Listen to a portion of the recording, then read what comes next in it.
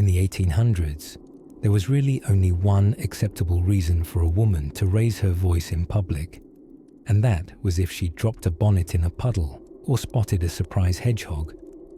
Anything beyond that, commentary, opinions, suggestions that perhaps corsets shouldn't try to compress one's lungs into the neighbouring county, was met with what we might call an exceptionally chilly reception.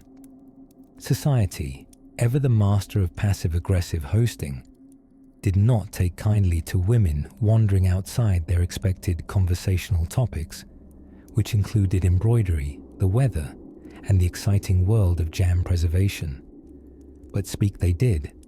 Take, for example, a certain Mrs. Anne Knight, born in 1786, who by the 1830s had decided she'd had enough of cucumber sandwiches and got herself tangled up in the wildly unfashionable world of advocating for women's suffrage. She was diminutive, wore modest linen, and had the kind of determined twinkle in her eye that suggested, if she'd been born 2 centuries later, she'd be running a spicy book club and lobbying her city council. Anne's grand rebellion. She printed pamphlets, tiny bits of paper, but terrifying to the establishment. These delicately inked sheets bore such audacious declarations as, "Brace yourselves, women should have the vote." Oh yes, pure anarchy. The reactions to such radical suggestions ranged from scandalized gasping to muff-related fainting. Still, Anne trekked on.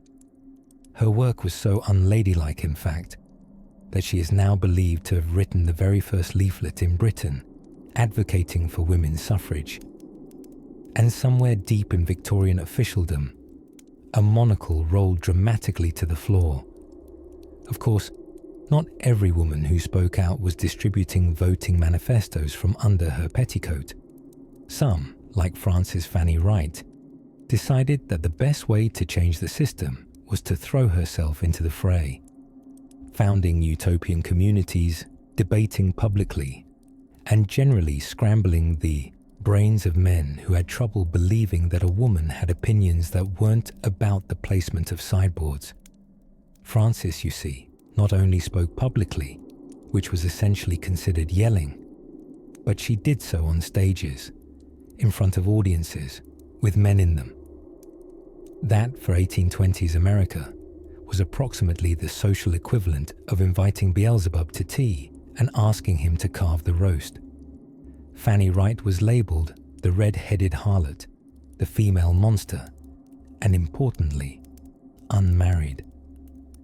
Journalists didn't even try to hide their discomfort. She struts around in a manner unbecoming to her sex, one editorial sniffed, having clearly suffered a fatal overexposure to independence. Women who refused to adhere to their expected roles were often labelled with some variation of hysterical, thanks to the rather regrettable ancient Greek belief that a uterus could go wandering, yes, wandering around the body, causing mischief. Back then, if a woman seemed agitated, frustrated, or, heaven forbid, sharp of tongue, the official diagnosis was that her womb was staging a mutiny. The cure? Oh, just something delightfully vague and entirely unhelpful. A bit of rest, some smelling salts, probably a picturesque stay near an open window. Occasionally, the cure was marriage, which, as you might imagine, cured a distressingly high number of women of both independence and talking altogether. Yet there were those, even tucked into the fanciest drawing rooms, who continued to rebel with exquisite manners and alarming intelligence. Elizabeth Cady Stanton, for example, could glide through a parlour like any respectable lady, but once seated, would utter something outrageously inappropriate like suggesting education for girls. At Seneca Falls in 1848, she helped draft the Declaration of Sentiments, which rewrote Jefferson's Declaration of Independence to include women. The men, meanwhile, stared at it as one might stare at a porcupine presented at dinner, curious, affronted, and not at all sure what fork to use. These women lived in a world that found their ideas troubling, their words suspect, and their spines altogether too straight. But they spoke anyway, through drawing room conversations, public orations, and handwritten leaflets slipped into gloved hands. They were mocked, marginalized, sometimes even institutionalized, though never for reasons that made medical sense. But there they were, peppered through the 1800s like lint on a black frock coat, persistent, slightly inconvenient, and impossible to fully brush away. And yet, they kept talking. It may seem soft now, from our modern pillows, tucked under cozy blankets and illuminated only by sleepy lamps and gentle screens. But back then, the simple act of speaking, of saying "I matter," was as rebellious as fencing, and it was only the beginning. If these stories help you drift off, please subscribe to the channel. It would mean the world to me. And before you fully fade into dreamland, I would love to know where you're listening from and what time it is there. Now, if your eyes are still open, just a crack, we'll continue soon with another woman who refused to remain silent and made rather a mess of the guest list. Let us drift now to the parlor rooms of 19th century America, a place where the furniture was heavy, the tea was tepid, and the expectations for women were even heavier. It was an age of lace gloves and whispered proprieties, where a woman's most daring adventure was likely in the choosing of a bonnet rather than the raising of her voice. Speaking out was about as common as a thunderstorm in a ballroom, rare, uninvited, and likely to knock over the good china. Still, some women couldn't help themselves.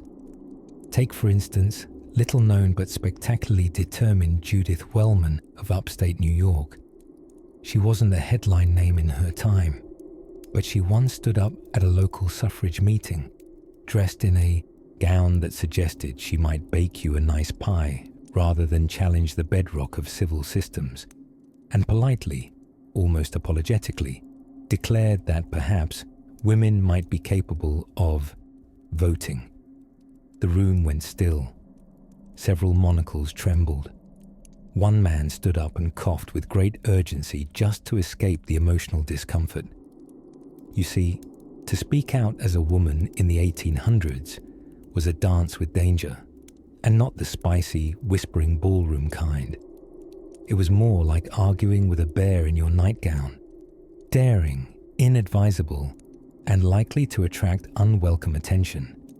You risked being branded hysterical, a word Victorian doctors used with wild abandon whenever a woman showed ambition, intelligence, or fidgeted too much near an open window. Medical journals of the time read like bad horoscopes. Many claimed that speaking aloud about women's rights could cause all manner of spiritual diseases, from nervous derangement to wandering womb syndrome. That's right, some physicians believed the uterus could relocate itself, like a bored tourist, if a woman thought too hard. And so, women who spoke out often found themselves diagnosed with conditions. These ranged from melancholia, which was basically sadness in a long dress, to what they called over-education, a disorder most commonly found in women who read books not sanctioned by their husband or Protestant minister. Those afflicted might be sent to rest homes, where rest was heavily enforced, as if too much thinking might cause spontaneous combustion. Dining was done under supervision. Windows were nailed shut. And if that didn't work, there was always the ever-fashionable water cure, a euphemism for being dunked repeatedly in cold water until your revolutionary spirit chilled right out of your bones. Let us pause here to consider Mary Gov Nichols, writer, lecturer, and serial troublemaker. She dared to speak publicly about women's health and, heavens above, about their bodies. Her lectures on anatomy and hygiene thrilled the few women who could sneak away to hear them, and scandalized the menfolk who barely knew where their pancreases were, much less how Mary claimed hers worked. Mary became mildly famous, which, for a woman in those days, was a bit like being a mildly famous volcano. Fascinating, yes, but best observed from a safe distance and never invited to a garden party. She was labelled unnatural, unwholesome, and a bit much. History doesn't record what kind of corset she wore, but you may assume it was not approved by the patriarchy. Meanwhile, the media, meaning local newspapers stitched together with equal parts gossip and ink, regularly published editorials on the dangers of female fanatics. These write-ups were often penned by deeply anxious men with fine sideburns. Some warned that women's voices might cause social collapse. Others simply worried that their wives might stop ironing their shirts and start reading Mary Wollstonecraft. But gently, almost invisibly, the ripples were forming. The more women spoke, the less shocking it became. Slowly, it dawned on some that women's thoughts might not unravel civilization, and in fact, might tighten a few loose bolts. Still, the road was uneven and padded with societal quicksand.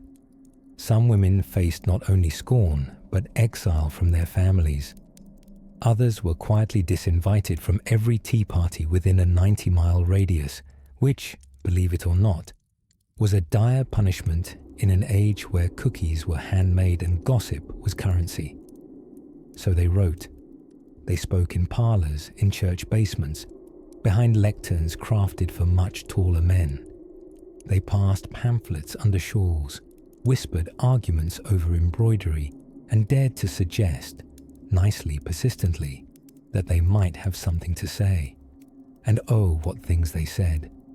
But the louder their whispers grew, the more institutions began to pay attention, and not always in the most flattering way. Which brings us, ever so quietly, to a curious tale involving a chair, a shovel, and an unreasonably long speech in a schoolroom. The year was 1828, and in the cozy harbor town of Salem, Massachusetts. Yes, the same Salem that had once been very enthusiastic about accusing neighbors of cavorting with Satan. There lived a woman named Prudence Crandall. Her name sounds like a character in a children's book about manners, which is ironically fitting, because Prudence was about to display a firm lack of manners, at least according to the rulebook written by old, disdainful men in breeches. Prudence was a school teacher, the kind who believed education was not just for prim, bonneted white girls who could embroider biblical verses onto cushions. When she accepted Sarah Harris, a young black girl, into her all-girls school, Prudence unwittingly flicked a switch she could never unflick. Suddenly, quiet Salem was charged, bustling with gossip louder than church, bells, and almost as judgmental. Now, you might be nodding off and thinking, a woman opened her school to one black student, and that was enough to cause a scandal. To which history softly chuckles in your ear. Oh yes, it was, and then some. The local parents promptly withdrew their daughters faster than you can say decorum.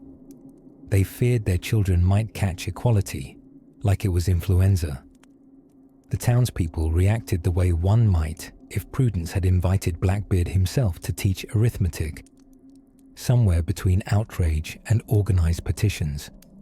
But Prudence, bless her lace-up boots, remained as unmoved as a sleeping barn cat. Rather than apologize, she made history even harder to digest for her detractors. She reopened her school specifically for young black girls, a direct challenge to the social order that had been gently napping in the corner since 1776. Needless to say, this didn't earn her a pie at the town picnic. Instead, the state of Connecticut added a new law practically overnight. It was called the Black Law, which should give you an idea of its subtlety, and it forbade the education of black people from out of state, This was, diplomatically put, very much aimed at that woman in Canterbury with the school and the books and the nerve. Prudence's response was to ignore the law entirely. In this way, she became a pioneer of what we might now call passive-aggressive civil disobedience, or active-aggressive, depending on how many chalkboards you imagined her smashing with righteous fury.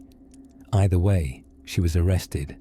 Yes, arrested, for teaching reading comprehension, which says a lot about both the 1800s and the heroic dangers of literacy. Her trial became a spectacle, a sort of proto-reality show for the morally confused. Newspapers called her fanatical, which is what 19th century people called anyone who made them feel uncomfortable at dinner parties.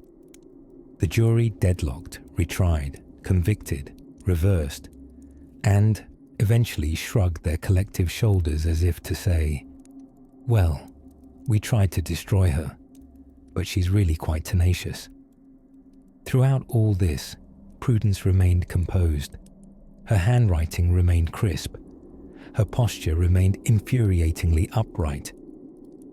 But relentless public harassment followed her like a damp fog.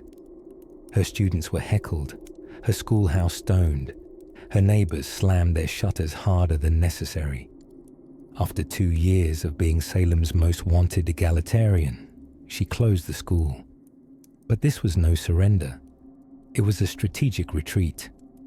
Prudence continued to advocate for women's education and black civil rights, wandering the realm of reform like a sleepy crusader in sensible shoes. She eventually married a man, as women were physically unable to rent hotels alone at the time, and later received a pension from Congress. That's right, Congress. That same institution that once smiled politely as local laws bopped her over the head with a Bible. In 1886, years after the chalk dust had settled, they said, well, we suppose you were on the right side of history. And they sent her $100 a month for life. And with that, Prudence Crandall faded gently into the footnotes, the finest fate for many a bold 19th century woman. But what Prudence quietly proved, under fire and flying bricks, was that education is a radical thing, not because it teaches facts, but because it teaches people to question why certain people aren't supposed to have those facts. Now, as the lamps dim and our minds begin their slow drift into dusk, we cross the Atlantic, where another woman in petticoats was daring to write strongly worded essays about how women shouldn't be treated like decorative doilies. Her name, a clue, it rhymes with Barry Wollstonecraft. So picture this. It's the year 1818, and you're a woman with a scandalous addiction to education. You crave books like others crave tea or scandal. Your mind lights up at the thought of astronomy, political theory, agriculture, maybe even math, although we won't judge you if you skip that one. But society is deeply unimpressed by your cerebral leanings. They'd much rather you embroider a velvet pincushion in silence while looking faintly mysterious near a window. Yet somehow, hidden among the lace doilies and tea-stained letters, there were women who dared to speak and write and think quite out loud. They weren't all activists. Some were just dangerously curious. Enter Mary Wollstonecraft, not the daughter, Mary Shelley, who gave the world Frankenstein and generations of misunderstood goths, but Mary the mother, the OG intellectual firestarter who believed women should have rights. Gasp! By the time 1818 rolled around, Mary had been dead for 21 years, but her ghost haunted every gentleman with a quill and every dinner party where someone dared suggest women were not decorative furniture with hair. Mary Wollstonecraft had written A Vindication of the Rights of Woman in 1792, and although the paper hadn't literally caught fire on printing, it might as well have. so hot was the controversy. Her main crime? Suggesting women had an intellect on par with men and shouldn't be treated like pocket-sized aristocratic pets. She believed girls should learn things beyond flower arranging and how to faint gracefully. Wild stuff. Of course, Mary's bold ideas earned her fierce criticism. Even the famously liberal philosopher Rousseau could barely handle the concept of educated women, writing that a sensible lady should know how to pretend to think, but only if it made her husband feel smart. Rousseau, it seems, would have thrived as a 19th century screenplay consultant for romantic comedies. And yet, Mary's ideas didn't die. Like dandelions between cobblestones, they seeded quietly into the minds of young girls who bothered their governesses with too many questions or secretly read books meant for brothers. One such mind belonged to Margaret Fuller. Ah, yes. Margaret, our lovely, restless storm cloud with a Latin lexicon and a penchant for transcendentalist daydreaming. Picture a little girl in early 1800s New England, reading Virgil for fun and arguing about metaphysics before breakfast. She was that friend who always turned a slumber party into an impromptu Socratic seminar. Margaret strongly believed in cultivating the intellect, and not just the male variety. She was determined to prove that education wasn't just for men who looked good in frock coats and had an opinion about corn tariffs. By her 20s, Margaret was putting out essays so radical that Harvard divinity students read them and had to take long walks to recover. She hosted conversation salons for women, informal gatherings where you could sip something cozy, wear your most pensive expression, and discuss Kant without someone telling you were being hysterical. But here's where the story goes from charming to quietly combative. For women expressing ideas about society in public, without irony, without apology, came with a hefty toll. You wouldn't be arrested, probably, but your reputation might slink off into the shadows wearing a disguise. People whispered, editors balked, relatives sighed so often they developed theatrical lung capacity. And if your thoughts were just a touch too eloquent, you might be labelled unwomanly, that dread adjective that hovered like mildew over every woman who dared to use semicolons confidently. Still, Margaret wrote, lectured, translated Goethe, and even became the first female foreign correspondent in America, reporting from revolutionary Europe. Imagine her scribbling subversive dispatches in Italy while wearing layers of petticoats and trying not to get ink on her gloves. She didn't fit neatly into boxes, except perhaps the one society kept trying to hammer her into with great force and very little success. So, little by little, the century began to shift, but only by a hair's breadth at a time. And every time someone like Margaret or Mary cracked open the door, the draft of change ruffled a few feathers, sometimes literally, as those absurd feathered hats were quite large. Now, as twilight descends upon this century of corsets and contradiction, and the pages of one story flutter with promise, another voice clears her throat in the parlour. Her name, whispered softly now but due for volume, was Sojourner, and she had a question made thunderous not by its phrasing, but by the sheer, unshakable certainty behind it. In the filtered twilight of 1830s America, a woman's voice was expected to land lightly, like a dandelion puff, pretty and vanishing. But in the glare of gas lamps and the slower burning fire of reform, some women began to speak with the force of oak trees leaning into a storm, and very few leaned quite so audaciously as a pair of unlikely sisters from South Carolina, Sarah and Angelina Grimke. Now, when you think of fiery activists, you might imagine obscure radicals in threadbare shawls, waving pamphlets. The Grimke sisters, however, were born into one of Charleston's most aristocratic slaveholding families, with all the bonnets, tea sets, and socially acceptable silences that came with such an arrangement. They were supposed to host quiet luncheons, not loud outcries.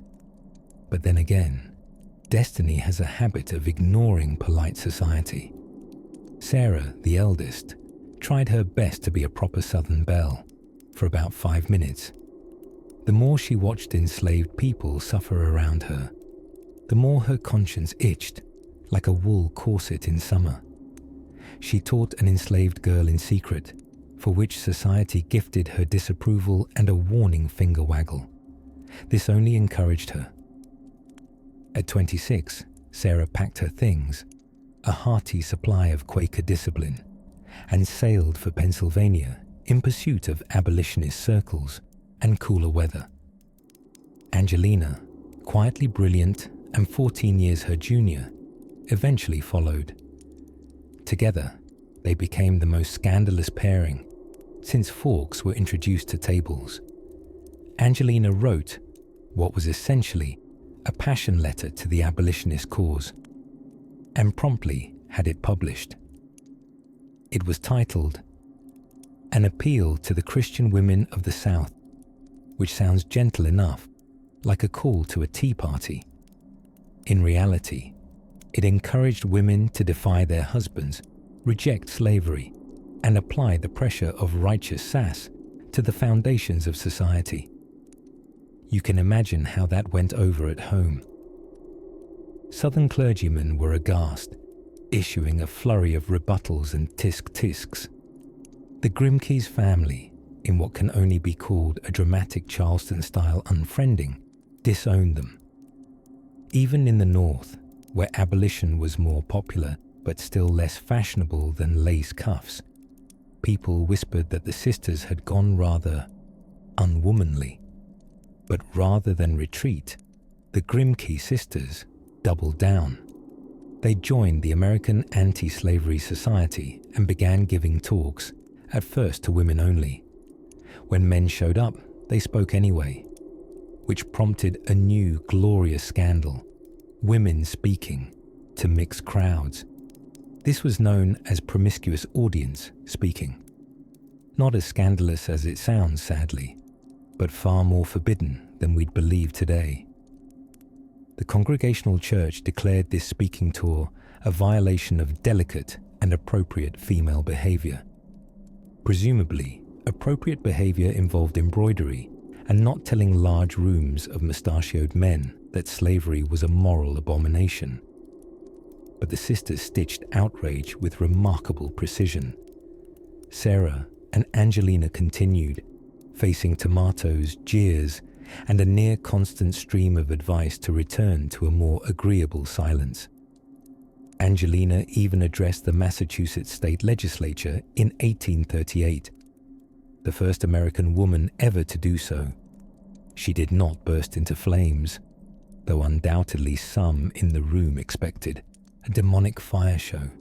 She simply spoke, calmly, sharply, and with the mild offense of being intellectually undeniable. Of course, activism did not come with dental insurance or societal approval, and the strain wore heavy. Sarah's joints creaked like a door in need of oil from years of travel, and Angelina eventually married fellow abolitionist Theodore Weld, finding a modest retreat in motherhood and teaching, though she remained ready to debate injustice at a moment's notice, ideally after a cup of tea. Their activism quietly laid bricks for later women's rights movements, which they also supported. But these movements, like sourdough, needed time to rise, and rise they would.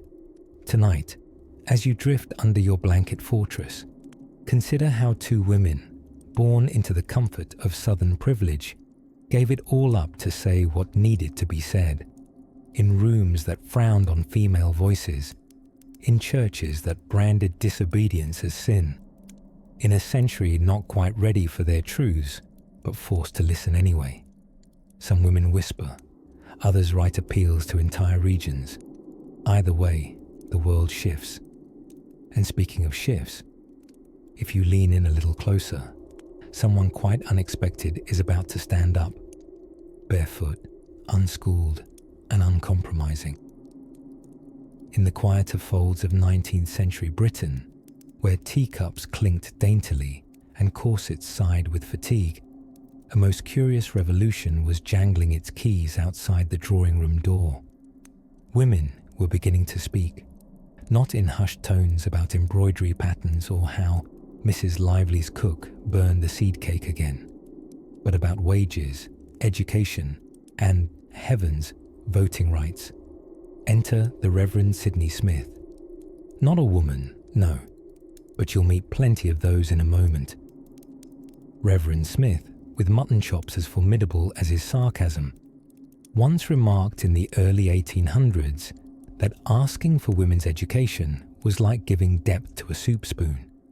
And yet, by mid-century, women were busily forging entire ladles of intellect, ladling ideas all over the carefully laundered tablecloth of Victorian society. One such ladle bearer was Harriet Martineau, England's first female sociologist, author, and lifelong practitioner of "I honestly don't care what gentlemen think of my opinions." Harriet was partially deaf, chronically ill, and entirely unstoppable. She wrote essays, economic treatises, travelogues, and pamphlets on abolition, gender equality, and why everyone needed to stop fainting at the idea of women being doctors. When Harriet published her Illustrations of Political Economy, she disguised fierce economic critique inside engaging storylines, sort of like hiding broccoli inside a meat pie. Newspapers praised her brilliance. Critics wagged their fingers. Charles Dickens, ever the brooding bard, bristled at her success. He once dismissed her for having mind without heart, which is rich coming from a man who killed off so many fictional children. But Martineau marched on, unbothered, retiring to the Lake District with her books, her beliefs, and a rather satisfying amount of published works. Meanwhile, across the English Channel in the land of baguettes and dramatically flung scarves, trouble was brewing in the Revolution's leftover teapot. Women like Flora Tristan took up the cause. Flora was half French, half Peruvian, and wholly unimpressed by the patriarchal nonsense clogging up public discourse. A socialist and early feminist, she wrote things like, "The emancipation of the working class must be accompanied by the emancipation of women," which was viewed, in roughly 1835, as equivalent to suggesting that cows ought to vote and smoke cigars. Tristan's activism was met with snide mockery and occasional pelting, usually with overripe vegetables, fashionable and biodegradable. She travelled through 19th century France, asserting that women's rights weren't some lavender-scented afterthought, but the root of all social reform. Her works influenced a young Karl Marx, who scribbled her name among his notes with, we imagine, a slightly startled expression. Back in the United States, a similarly curious, corset-loosening breeze had begun to stir. Women like Grimke sisters, Angelina and Sarah, were rattling drawing rooms clear from Charleston to Massachusetts. Born into a wealthy Southern family, they became Quakers and abolitionists, causing a scandal that likely had Southern society ladies clutching their pearls with enough tension to cut off circulation.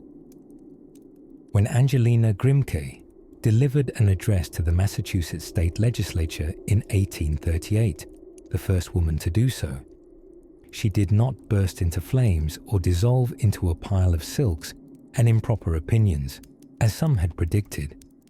She simply spoke about slavery, justice, and that tailor-made disaster called separate spheres. Her speaking tour caused actual debates about whether women's vocal cords should be restricted to singing lullabies and praying very quietly.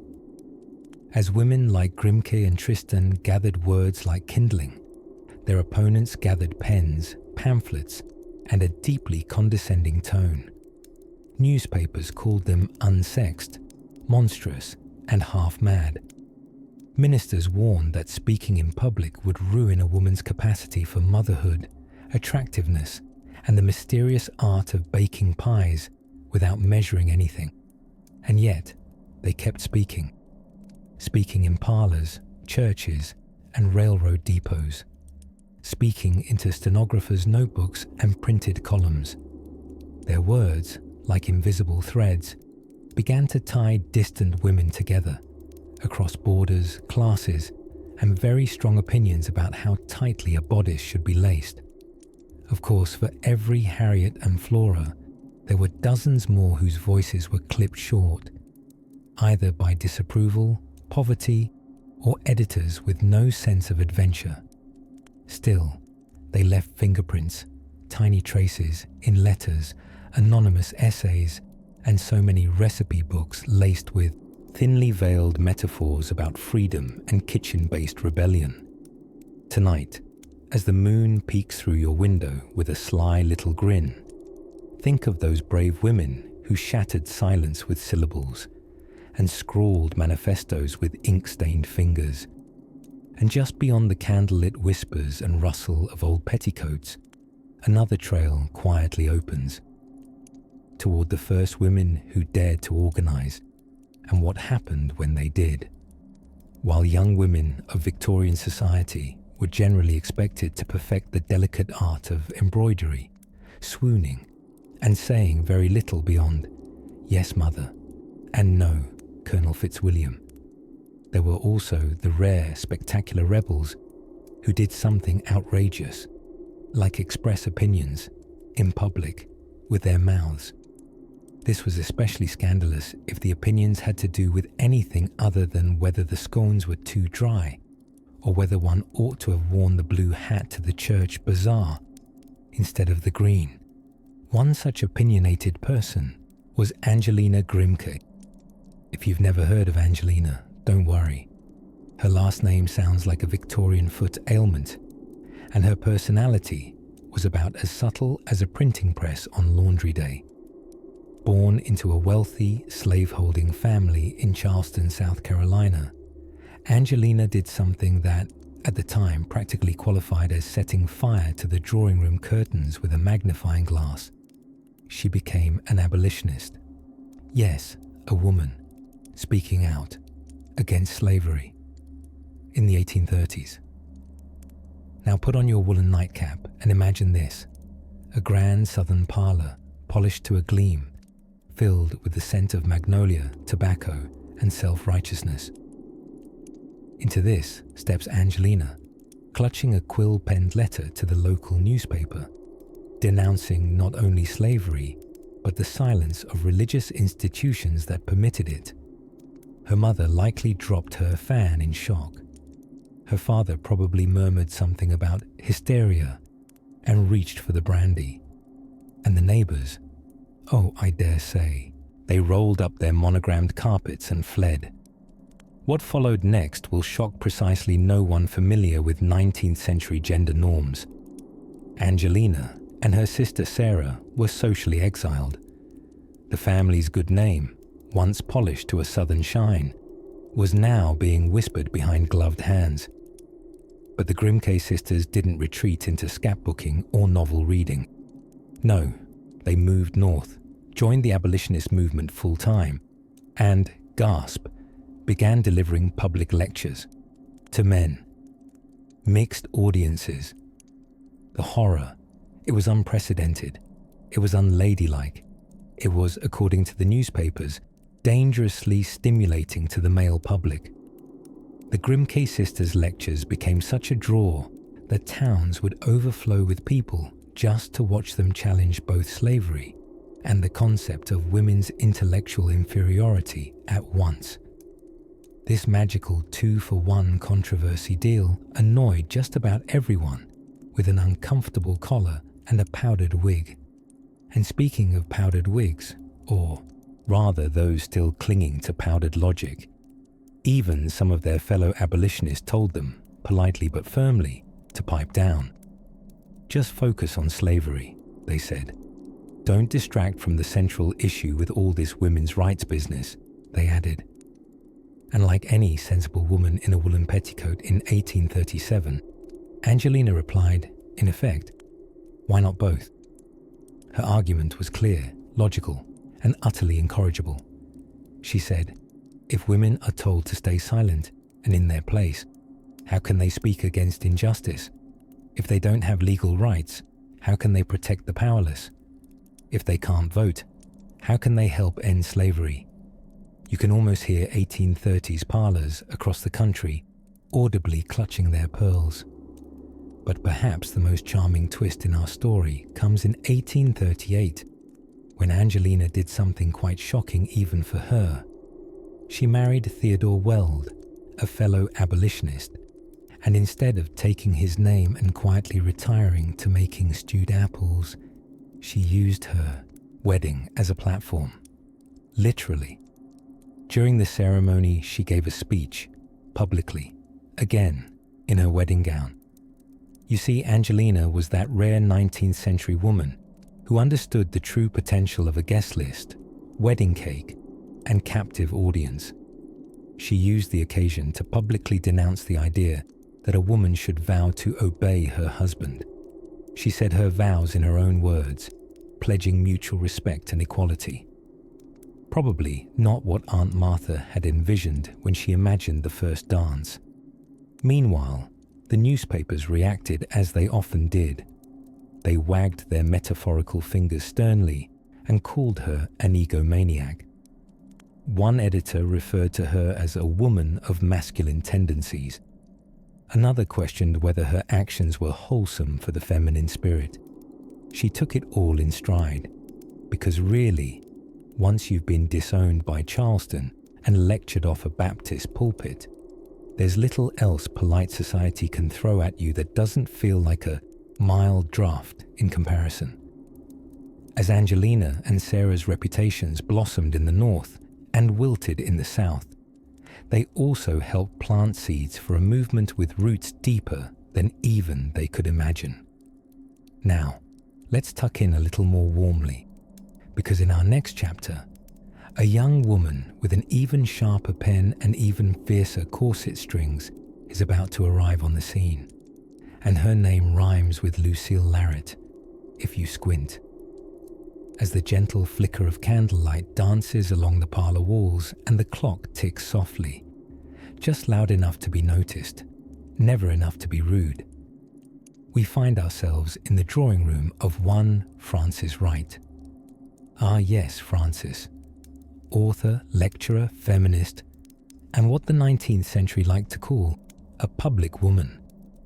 A term which, depending on your tone, could mean lady of great conviction or troublesome harpy who will surely undo civilization by Tuesday. Frances Wright was not from around here. Born in Scotland in 1795, she had what one might call a head start in eccentricity. What with being an orphan raised by philosophical relatives and reading Voltaire at an age when most children are learning not to eat paste. But America, ever eager to collect bold people like trading cards, welcomed her with all the subtlety of a suspicious handshake. She arrived in New York around 1824, wide-eyed and ready to bring Enlightenment optimism to a country that still treated women like decorative throw pillows in the drawing room of democracy. Now, Frances wasn't the type to whisper her opinions coyly behind a fan.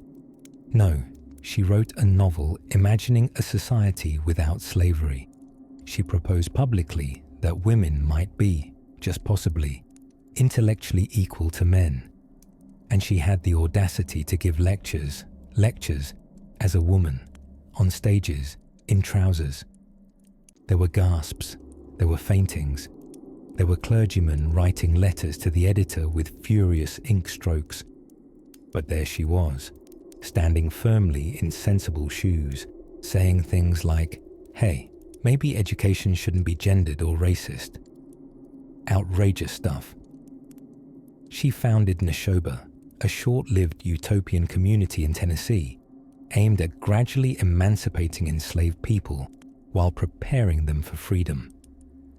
Naturally, the local response was a mix of confusion, scandalized whispers, and the kind of regional disapproval that folds its arms tightly and begins sentences with, "Well, I never."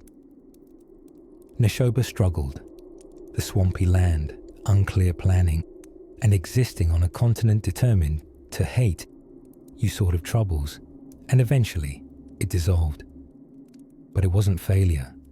It was what you might call a trial run. Less a grand finale, more a curtain raiser for more daring acts to come. Frances sparked a movement without inciting riot. She sowed seeds that would sprout months, years, and sometimes even generations later. The press dubbed her the Red Harlot of Infidelity, which, for 1829, was essentially trending. Where some women were confined to teacups and sewing needles, Frances held a lectern and dismantled patriarchal norms before lunch. Of course, society didn't know how to handle that. As with most women who confidently strolled outside the prescribed sphere, she became the subject of ridicule cloaked as satire. Political cartoons made sport of her. Ministers clutched their Bibles. Polite society, an ever-shifting mirage, placed her firmly outside the velvet rope of respectability. And yet, the lectures continued, and they were filled not just with curious dissenters, but with people who left the town halls a little annoyed at themselves for agreeing with her. Could society change? Should women be educated? Was it perhaps okay to question the divine origins of corsetry? But slowly, so slowly it wouldn't wake the baby, things began to shift.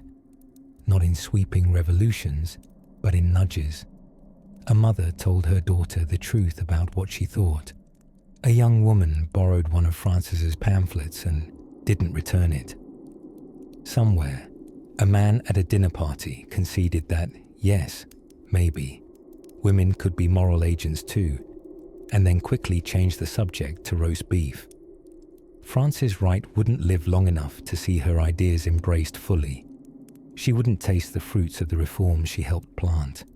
Instead, she did what many early movement makers did. She walked ahead, alone much of the time, until the world finally caught up.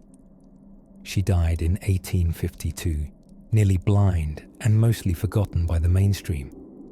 But her ghost, if she has one, is likely roaming a library somewhere, wearing a sensible bonnet and making sly comments about structural inequality.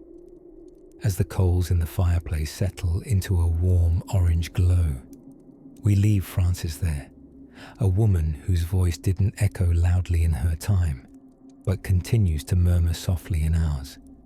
Might you hear it, if you're still and quiet enough? Now imagine those murmurs drifting farther west, where another voice, under another wide sky, is preparing to speak next. History, despite its best efforts, rarely gives clear instructions, especially not to women. If you were a woman in the 1800s with more ideas than bonnets, life could be a bit confusing. You might have been born with a sharp mind, a quick tongue, and opinions far more refined than the tea you were told to pour. But what to do with all that mind and mouth? Here was the pickle. Picture yourself in a parlor, lace curtains drifting like ghosts on a mild breeze. You're seated, properly of course, perhaps in a gown containing more buttons than common sense. A copy of Godey's Lady's Book rests unopened on your lap, pages filled with embroidery tips and moralistic fiction, in which the heroine's greatest triumph is dying piously. But wait, you, yes you, are thinking about property rights. Scandalous. You're not interested in pious death. You'd quite like the right to own your own shoes, thank you very much. Your mind is a little hurricane in a lace bonnet. Now, among this barely buttoned hush of rosewater and restraint, a few women started to do the unthinkable. They opened their mouths. Gasp. They spoke. Out loud. In public. One such woman was Frances Wright, born in Scotland and apparently powered by pure gumption. Frances believed in things like abolition, universal education, and, brace yourself, talking about them on stage. In the 1820s, she travelled to America and committed the social crime of speaking in front of both men and women about slavery. Such speaking events were called promiscuous audiences, which sounds much spicier than it was, though in the 19th century it meant mixed gender and therefore utterly improper. Promiscuity, it turns out, was sometimes just you saying hello with men in the room. Naturally, polite society clutched its pearls so hard you could hear the pearls whisper, "Help." Frances also attempted to launch an interracial utopian community in Tennessee, a feat roughly as welcome in the 1820s South as a porcupine in a featherbed. Predictably, the experiment collapsed like a flan in a thunderstorm. Still, she persisted, a phrase that in those days often translated to being editorially flogged in every half-literate newspaper from New Orleans to Albany. Meanwhile, up in New England, a pair of equally rebellious sisters were causing a ruckus using their finest quills. The Grimke sisters, Angelina and Sarah, born to a slave-owning family in South Carolina, did the very un-Southern thing of turning around and saying slavery is actually deeply wrong. Instead of marrying cousins and learning needlepoint, they joined the Quakers and began writing letters and pamphlets to denounce slavery and, oh horror of polite horrors, advocate women's rights. Angelina even addressed legislative bodies. Legislative bodies, darling. She was the first American woman to do so. The scandal lay not in what she said, which was lucid, passionate, and progressive, but in the fact that she had said it, with her own voice, in public. Preachers rumbled from pulpits. Letters arrived warning them to cease their unholy pairing of abolition and suffrage. Sarah was told her female delicacy was being devoured by activism, a criticism that sounds oddly like a Victorian picnic gone wrong. Unsurprisingly, much of society responded to these outspoken women not with debate, but with diagnosis. Medical journals, always eager to be both incorrect and confident, began fretting about the menace of female hysteria, a condition invented to explain everything from ambition to indigestion. The cure, apparently, quietness, fresh air, and resignation to one's station.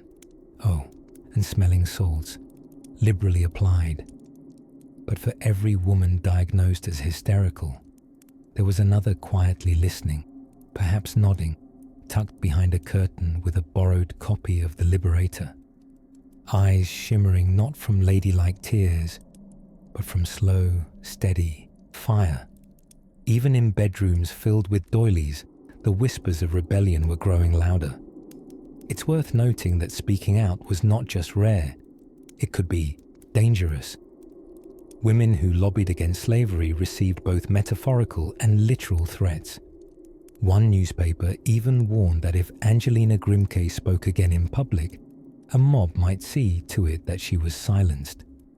Yet, she did speak again, with great difficulty, but also great power. And a curious thing began to happen, like wildflowers pushing through cracks in pavement.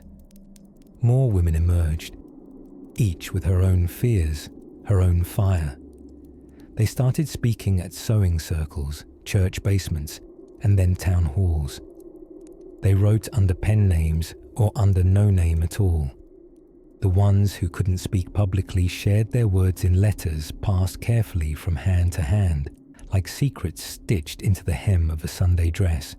So as the lamps flickered low and night thickened like molasses outside the parlor windows, something was shifting. The hush was becoming a murmur, and as history would soon learn, murmurs have a way of turning into movements. Our next step: let's bow our heads ever so gently toward those who not only dared whisper, but decided, rather inconveniently for their time, to shout. Away from the gaslit parlors and corseted society balls of early 19th century America, there existed a sturdier kind of gathering, quieter, less powdered, but far more revolutionary. Known as sewing circles, these meetings often looked innocent enough.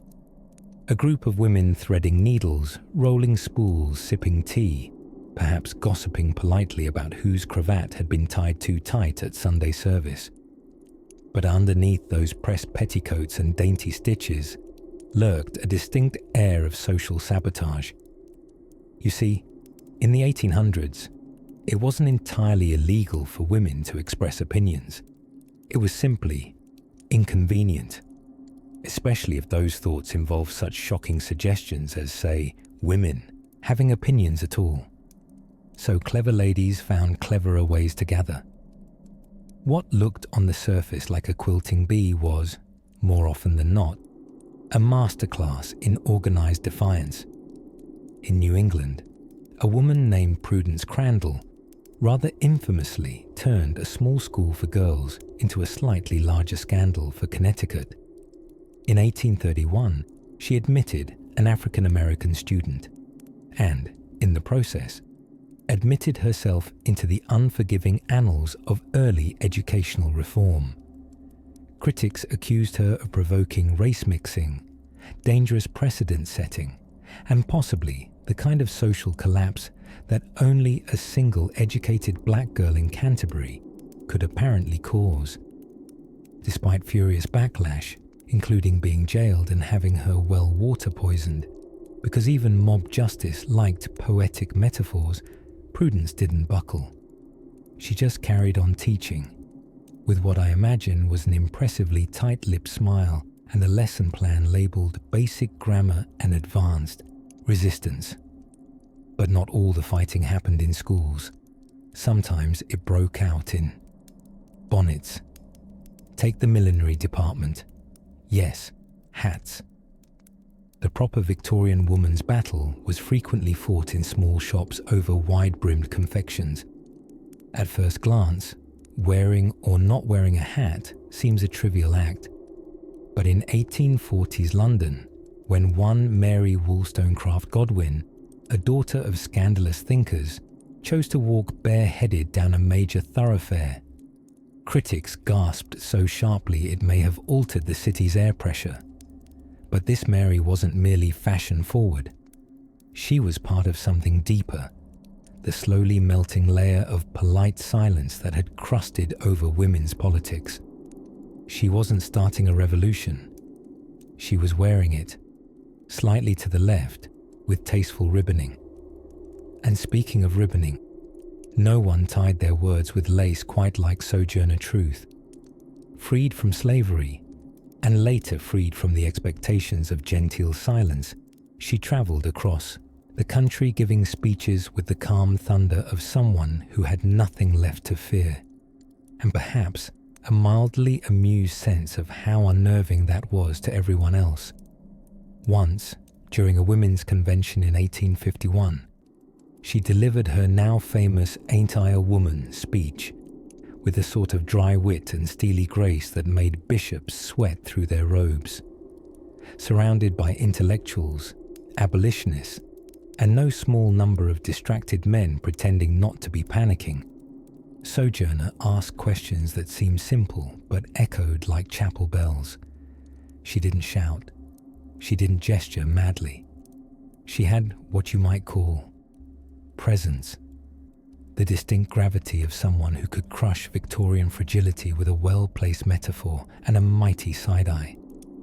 Women like Sojourner, Mary, Prudence, well, they existed between the seams of polite society, sneaking agency into every corner of everyday life. A pamphlet here, a bonnetless stroll there. They were not revolutionaries as much as they were gardeners, planting subversive ideas in freshly tilled minds. And so their stories passed in whispers, through humble gatherings and printed sermons, between friends who lingered next to sewing baskets a moment too long. Even tea became treason when steeped with just the right conversation. But of course, not all resistance wore linens and smiled politely. In quieter towns and shadowier corners of parlours, some women chose a different tactic, one that didn't rely on speeches, schools, or sermons, one that wielded silence as a weapon sharper than any public display. We'll lower our lantern now and walk softly into that quieter room, where protest came in the form of withholding, opinions, obedience, and sometimes entire dinners, a most subtle art. In the restless stirrings of 1840s northeastern America, amid the smell of horsehair upholstery and the ever-present sound of corset laces being tugged far too tightly, something quite radical was brewing in the world of women's voices.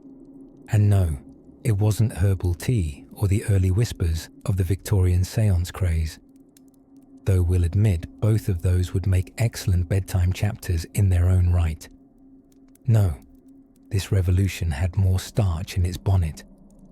Enter Catherine Beecher, sister to the Harriet Beecher Stowe, staunch advocate of female education, and author of domestic manifestos so influential that they made many a Victorian carpetbag tremble with relevance.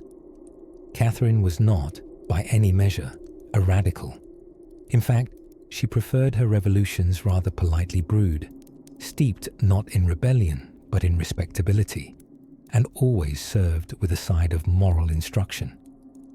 Yet, despite her ladylike leanings, Catherine was also something of a tactical adventurer in bloomers, or at least metaphorical ones, as she never would have been caught in such daring attire. Instead of calling for women to storm the halls of Congress, she called for them to master the parlour, and in doing so, wield what she termed moral power. Sound soft? It was the Trojan horse of the era, quiet, decorative, and full of revolutionary women disguised as attentive hostesses. Her plan was simple. If women could not speak from pulpits, they would educate the preachers. If they could not hold office, they would shape the souls of the men who did. It was feminism by embroidery, stitching social transformation into the hems of skirts and the syllabi of girls' schools. Still, not everyone agreed with Miss Beecher's minimalist militancy. Cue the entrance of the Grimke sisters, Sarah and Angelina, with their slightly louder, slightly more Quaker-inspired brand of rebellion. Born into South Carolina aristocracy and baptized in the fragrant hellfire of plantation wealth, Sarah and Angelina fled their gilded cage and declared it morally indefensible, which was a bit like saying during dinner that the soup is a metaphor for institutional racism. Reactions were mixed. They became the first female agents of the American Anti-Slavery Society, and they did something that, even by today's standards, would be considered bold. They began speaking to mixed-gender audiences, men and women gathered, daring to breathe the same oratory air. The outrage was instant and deeply Victorian. One pastor called it unnatural exertion.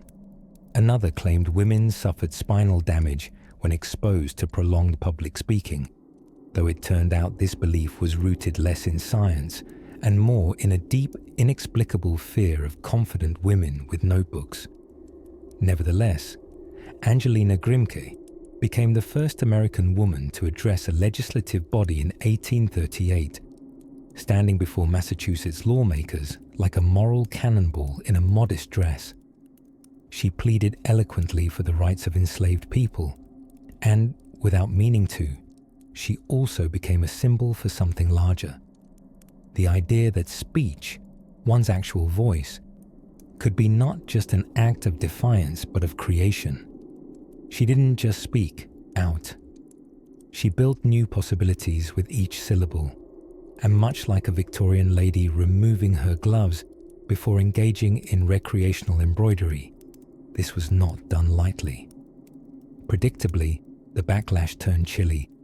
Ministers denounced them, newspapers grumbled, and Angelina, she got married to Theodore Dwight Weld, a fellow abolitionist, proving once and for all that love and revolution sometimes sip from the same teacup. As more women began to notice that their bibs and bloomers were not built for silence, unusual alliances began to form. Spiritualists, abolitionists, temperance crusaders, and women who just wanted fewer petticoats to carry in summer heat, all found something to say. Voice, it turned out, was contagious. But while the Grimke sisters were abolishing institutions with their voices, and Catherine Beecher was building domestic empires from armchairs, there were those whose rebellion took on an even quieter form. Women who passed notes wrapped in quilt squares, who scribbled truth into cookbooks, who staged theatrical protest by serving guests only bland pudding to symbolize the flat taste of female oppression. This movement, this chorus of women doing what could be done, saying what could be said within the narrow confines of acceptability, was less a war drum and more a lullaby, a gentle residue of resistance that settled like dust on the balls of their shoulders. And through it all, the silence they were supposed to keep, it transformed into something new, a kind of thunder, muffled slightly by social decorum, but thunder nonetheless. And as the lamps flickered in parlors across the northern states, and women like Sarah, Angelina, and Catherine laid down their pens or pamphlets for the night, another sound arose, the hum of sewing circles, legal documents being carefully copied in longhand, and in at least one case, a homemade printing press disguised beneath a fainting couch. But the journey, as they say, was only ever beginning. And somewhere, not far from a dusty attic filled with whispered pamphlets and dreams pressed between diary pages, the sound of marching feet, soft, slippered ones, continued their rustle towards something brave. Something. Next, we find ourselves now in the faintly trembling gaslight of mid-19th century Boston, where the cobblestones wear the quiet patina of daily comings and goings, and the carriages rattle like sleepy bones over the misty streets. It's the kind of scene that would look grand in an oil painting, a little too idyllic, until you realize there's a dramatic debate happening inside nearly every parlor, lined with heavy books and heavier curtains. Here, in 1848, a peculiar contagion was sweeping through drawing rooms and lecture halls alike. It wasn't influenza. It wasn't cholera. No, dear dreamer, it was something far more suspicious. Women had started to talk, audibly, in public, about rights. This might sound unremarkable to us now, but to the average 19th century gentleman of leisure, with a pocket watch, a monocle, and the unshakable belief that women were biologically designed to faint during vigorous moral discourse, it was deeply alarming. One does not simply comment upon the legal fiction of coverture while wearing petticoats. Enter our curious heroine of the hour, Lucy Stone, born in Massachusetts with what can only be described as a congenital inability to be quiet when something seemed unjust. Lucy was a scholar, a speaker, a suffragist, and a woman who once declined to change her surname upon marrying, making Victorian sensibilities audibly clutch their pearls. She started modestly, as many rebellions do, with literacy and theological seminary debates. Lucy was the first woman in Massachusetts to earn a college degree, but more scandalously, she insisted on using that degree to speak, publicly, about abolition and women's rights, in church halls, town meetings, and once even on a riverboat, where everyone had clearly only come for the pot roast. Now, when Lucy spoke, she didn't shout, she didn't rage. Instead, she had the inconvenient talent of sounding reasonable. That was the true threat. She made people think. She was like a soft-spoken firework. You didn't hear the blast, but your ears rang for days. Even the newspapers, which were rather fond of both adjectives and misrepresenting women, couldn't entirely figure her out. Some called her unwomanly. Others predicted, incorrectly, that she'd eventually settle down and take up a sensible hobby, like flower pressing or managing spiritual distress via embroidery. One editorial quipped that, "Miss Stone speaks eloquently for one whose domestic duties must surely suffer." To which Lucy replied simply, "I see no reason why a mind shouldn't be tidy too." There's no record of the journalist's response, though we like to imagine it was a long and reflective silence over tea. But opinions, even ribbony ones in ornate typefaces, didn't stop her. Lucy Stone became the first woman in America to keep her own name after marriage, and when people asked why, she said simply, "Marriage has not made me into someone else," which again was a dangerously sensible sentence. It fluttered through parlours and punch bowls like a liberated red-winged blackbird. Of course, not everyone was thrilled by this. Some congregations refused to hear her, claiming that female public speaking was a serious disruption to the divine order, right next to weather balloons and steam-powered trousers. One pastor reputedly declared that a woman's voice is meant for lullabies, not legislation. This amused Lucy, who had already written speeches, organized conventions, and negotiated pay. For the record, she was often paid less than half what male speakers earned. A cruel math problem she countered not with outrage, but with more speeches. Each word became a quiet mutiny, piling up like feathers that would one day form wings. The curious thing was that Lucy didn't burn out. She didn't wither. Perhaps because her activism wasn't born of anger, but of clarity. A kind of intellectual high tide that kept pulling her forward. She even helped organize the first National Women's Rights Convention, where women gathered not to knit or pine, but to demand the vote, property rights, and representation. Revolutionary stuff, really, just without the bayonets. And still, at the end of each exhausting day, Lucy Stone would go home, take off her sturdy shoes, and sip mint tea in the quiet, pondering how words, once loosed into the world, could never quite be stuffed back into their corsets. The moon over Boston that night would have been a sliver, like a silver whisper in the sky.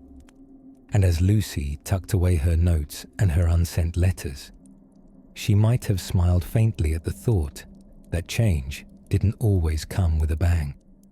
Sometimes it arrived softly, by a woman standing behind the lectern and refusing to sit back down. Now then, as lanterns dim and the paper rustles quiet, we turn toward another figure whose voice also dared reach beyond the drawing room, though hers would echo through hospital tents and battlefield letters. While most history books hustle us through the major revolutions, great inventions and long-winded political debates in breeches and powdered wigs, few linger on the quieter rebellions, the ones held under the soft glow of a parlour lamp, with a stern teacup in hand and a pamphlet tucked discreetly into the folds of an embroidered shawl. Let us meet a woman who spoke her mind with as much force as her corset would allow. Her name, Ernestine Rose. A name that sounds pleasantly like a flower, but carried the tenacity of a thunderclap. Polished by birth, atheist by conviction, feminist by every stitch of her woolen petticoat. And unlike many 19th century women, she didn't just stir the pot. She threw in paprika, lit the fire, and invited neighbors over for flavored revolution. Ernestine was born in 1810 in Piotrków Trybunalski, Poland. Yes, quite the mouthful. And it was there, in a deeply Orthodox Jewish household, that she first discovered activism by refusing to marry the man her father selected. At 16. This was not done, mind you. At 16, most girls were embroidering samplers with passive-aggressive Bible verses. Ernestine, however, sued her own father and won. A legal teenage rebellion in a world where women were considered only slightly more autonomous than dining chairs. Eventually, Ernestine floated over to England, then to the United States, collecting injustices the way others collected pressed flowers. In New York, she began campaigning for married women's property rights. Did I mention that at this time, married women had fewer property rights than a broken umbrella in a windstorm? Everything a woman brought into her marriage, including sometimes herself, became the legal property of her husband. Even the spoon she used for her own porridge could be claimed in the name of matrimony. Rose marched into the legislative halls of New York armed with pamphlets, logic, and an accent that probably made everything sound slightly more poetic. She was a deaf speaker, persuasive and unflinching. And yet, she was often met with the kind of resistance typically reserved for smallpox. Women who spoke like this, clear-eyed, unafraid, and tragically sans husband's permission, were labeled dangerous. Delicate sensibilities could be bruised by such brazen logic. One can imagine critics whining softly into their mustaches. One of her great contributions was organizing around the Married Women's Property Act, which, after years of lobbying, was passed in 1848 in New York. A monumental win. Finally, women could hold property in their own name, file lawsuits, and, gasp, have money that wasn't immediately confiscated upon exchanging vows. This law sent a ripple through the tea-drinking social order. There were whispers in drawing rooms and tightly clenched fans fluttering with alarm. A wife with money in her own name? What's next? Voting? But rights, once won, didn't mean instant admiration. Ernestine, like many women who demanded basic dignity, was often met with public ridicule. Her beliefs as an atheist unsettled even her fellow reformers, many of whom wanted to sneak progress in through the gilded gates of Christian virtue. But Ernestine didn't want to sneak. She wanted to announce, to march in with logic, equality, and the moral audacity of a well-drafted bill. Now, before we drift too far into revolutionary dreams, imagine this scene. Ernestine stands at the podium in a candle-lit hall, perhaps in Boston or Philadelphia, her shadow dancing across wooden walls. The bench seats creak under petticoats and heavy overcoats, every breath held in shared anticipation or shared skepticism, depending on whether they preferred sermons or suffrage. Rose clears her throat. She speaks, not with anger, but with the calm confidence of a woman who has already survived rejection, lawsuits, emigration, and wardrobes made entirely out of rough wool. She tells the crowd what they fear most, that women are thinking, rational beings, and that if you give them the vote, trust me, the empire won't crumble. The marmalade will still be spread, the socks will still be mended, and men can in fact get used to hearing the word no. She concludes, and there is applause, sparse but sincere. A few gentlemen cough politely, some leave. One woman whispers to her friend, "She's mad, but right." That is how progress often begins, with a whisper that someone else decides to repeat out loud. And as the gaslights flicker and the pamphlets are gathered at evening's end, a ripple of change lingers in the room, faint but insistent, like the memory of thunder on a quiet night. Next, we'll move from lecture halls to parlours where ideas brewed as bitter and strong as the tea set beside them. In the dusky light of mid-19th century Boston, with its toothed skyline of church spires and factory chimneys poking at the grey skies like a row of judgmental index fingers, a woman named Margaret Fuller stood at a window, watching the fog roll in from the harbour like a drawn-out sigh.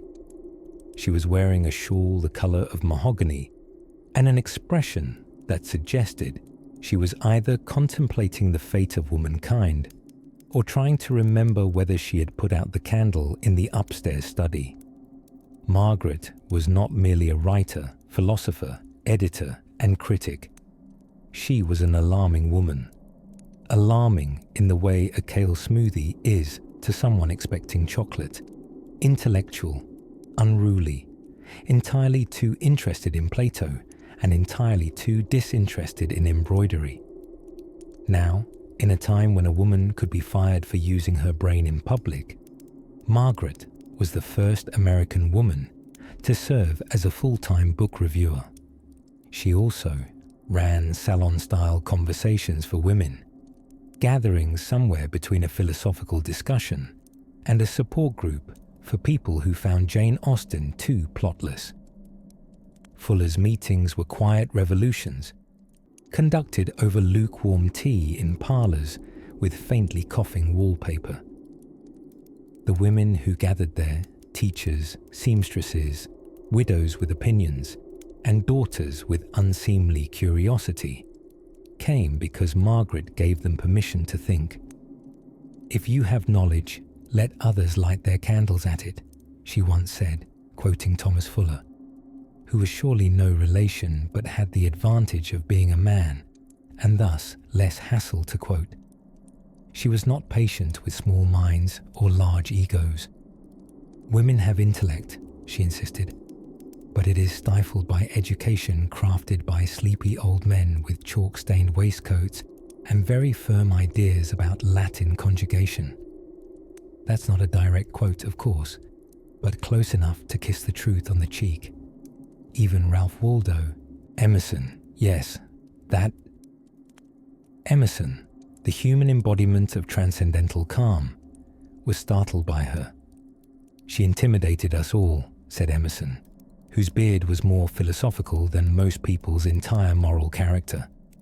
But he still admired her tremendously, possibly because she was the only person who could beat him in a friendly argument about the soul, while also doing something terribly radical like sitting with crossed ankles. Margaret was, for a time, the editor of The Dial, a transcendentalist journal full of contemplation, metaphor, and suspiciously few jokes. It paid almost nothing, smelled faintly of eucalyptus, probably, and reached a dedicated readership of half a dozen orchard owners and at least 2 errant Unitarians. But she used it to question not just the role of women, but the role of everyone, human and divine, waltzing around in this glitter-soaked experiment called democracy. Then came her real scandal. In 1845, she published Maurzilion, Woman in the 19th Century, which was basically the feminist equivalent of flinging a grenadine-soaked handkerchief at polite society and saying, "Unlace your corset and rethink everything." It was a cry for equality, self-actualization, and other ideas that made male editors reach for their smelling salts. The book sold well, too well. It ended up reviewed and reviled in newspapers up and down the coast. Ministers muttered about it. Husbands scowled behind their coffee cups. A few wives read it on the sly and made feisty comments about marriage contracts at supper. Margaret then did something genuinely absurd. She left. She sailed away to Europe, becoming a foreign correspondent for the New York Tribune, possibly America's first female war journalist, probably its only one who wore violet ribbons and quoted Shakespeare while ducking musket fire, And she didn't just write dispatches about crumbling Italian fortresses and the price of figs in Florence. No. She fell in love with a revolutionary, an actual sword-wielding, mustache-swooshing Italian nobleman/count with such melancholy eyes you could store metaphors in them. She had a child with him, scandalously son's wedding. It was European, artistic, ill-advised. They attempted to return to America in 1850 aboard a sailing vessel romantically named Elizabeth, which promptly wrecked off Fire Island. Her manuscript, her lover, and her tiny son were never recovered. Only the sea knows what hope sank into that salt-lit swell. Margaret Fuller, thinker, rebel, wordsmith, ghost of Boston's brighter future, was gone. But her ideas, her fire, her stubborn insistence that women were more than rosewater and resignation, they bobbed to the surface anyway, clinging to shorelines and mind lines for generations. And somewhere, in a parlor echoing with the scrape of a teacup, a woman was already quoting her, unknowingly smuggling Margaret's spirit into yet another century. As the waves of time hush and the lanterns dim, let us drift gently toward another woman, equally daring, equally weary, who chose ink and defiance over silence, and waited under the wide western sky. By the 1850s, something rather unexpected began to flutter through the drawing rooms, lecture halls, and parlor libraries of America and Europe. Pamphlets, yes, pamphlets, starchy little rectangles of social revolution, folded, ink-smudged, and aggressively correct. A woman with a pen was still, to many, more threatening than a man with a musket. And so, naturally, pamphlets became the weapon of choice for the genteel rabble-rousers of the 19th century. Enter Lydia Maria Child, abolitionist, novelist, and notorious ruiner of polite dinner conversations. You might know her as the author of Hawishoi Bimbim, Over the River and Through the Wood, which sounds as wholesome as gingerbread, but emerged from the pen of someone who once wrote an open letter, scolding the American government for institutionalized racism. She had a well-mannered knack for dragging people with elegance.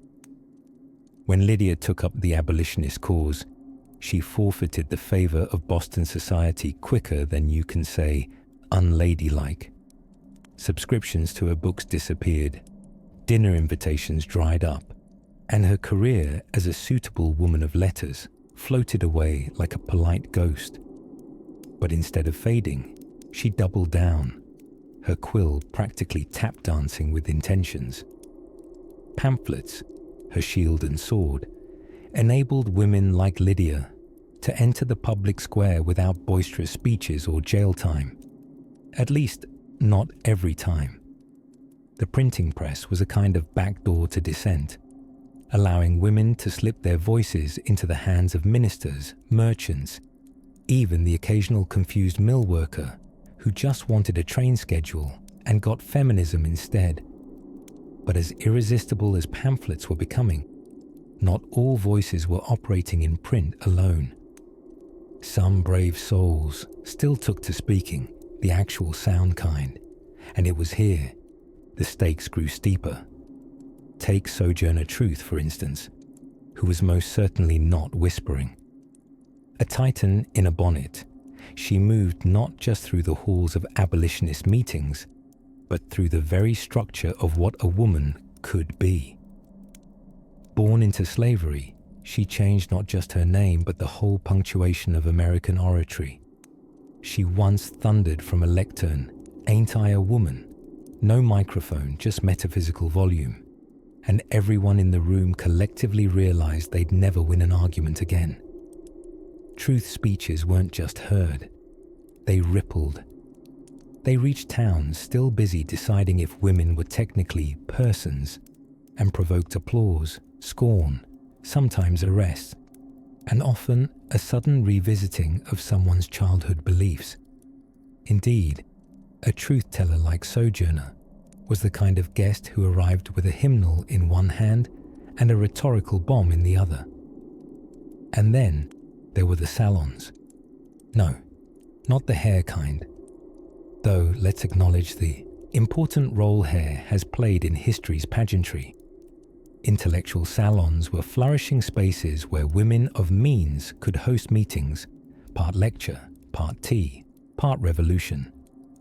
Tea poured discreetly, cookies politely half-eaten, and in between murmured pleasantries about wallpaper and weather came conversations on labor conditions, education reform, and, scandalously, voting rights. Margaret Fuller, for example, journalist, philosopher, walking semantic puzzle, ran such gatherings with the kind of intensity usually reserved for military campaigns. Her book, Woman in the 19th Century, ruffled enough feathers that entire flocks of patriarchs took to the skies. She insisted on equality of intellect, not simply kindness, and dared to suggest that maybe, just maybe, women didn't exist solely for embroidery and martyrdom. How rude. Yet for every progressive coterie sipping enlightenment in embroidered bodices, there loomed public backlash that could stun an ox. Women who dared to speak, even from the safety of parlor windows, risked being labelled unnatural, a kiss of social death more potent than economic ruin. Newspaper editors wrote screeds comparing female reformers to circus lions, or, more creatively, to volcanic eruptions in moral trousers. Editorial standards were not high, but metaphor enthusiasm was. And still they wrote, still they spoke, sometimes in whispers, sometimes in song, sometimes in sentences so fierce they folded time. Because the real secret, one that made the pamphlets flutter and the parlors hum and the hecklers squirm, is that women were not merely speaking out, they were speaking forward, planting ideas like seeds tucked neatly into footnotes and closing remarks.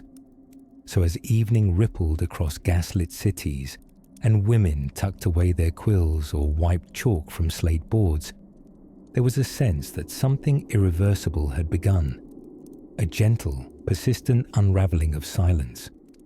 And it's precisely in that low, murmuring hush, just before a storm dares to declare itself, that we find ourselves gazing toward a small farm in upstate New York, where two sisters are about to rattle the entire spiritual realm, simply by listening very closely.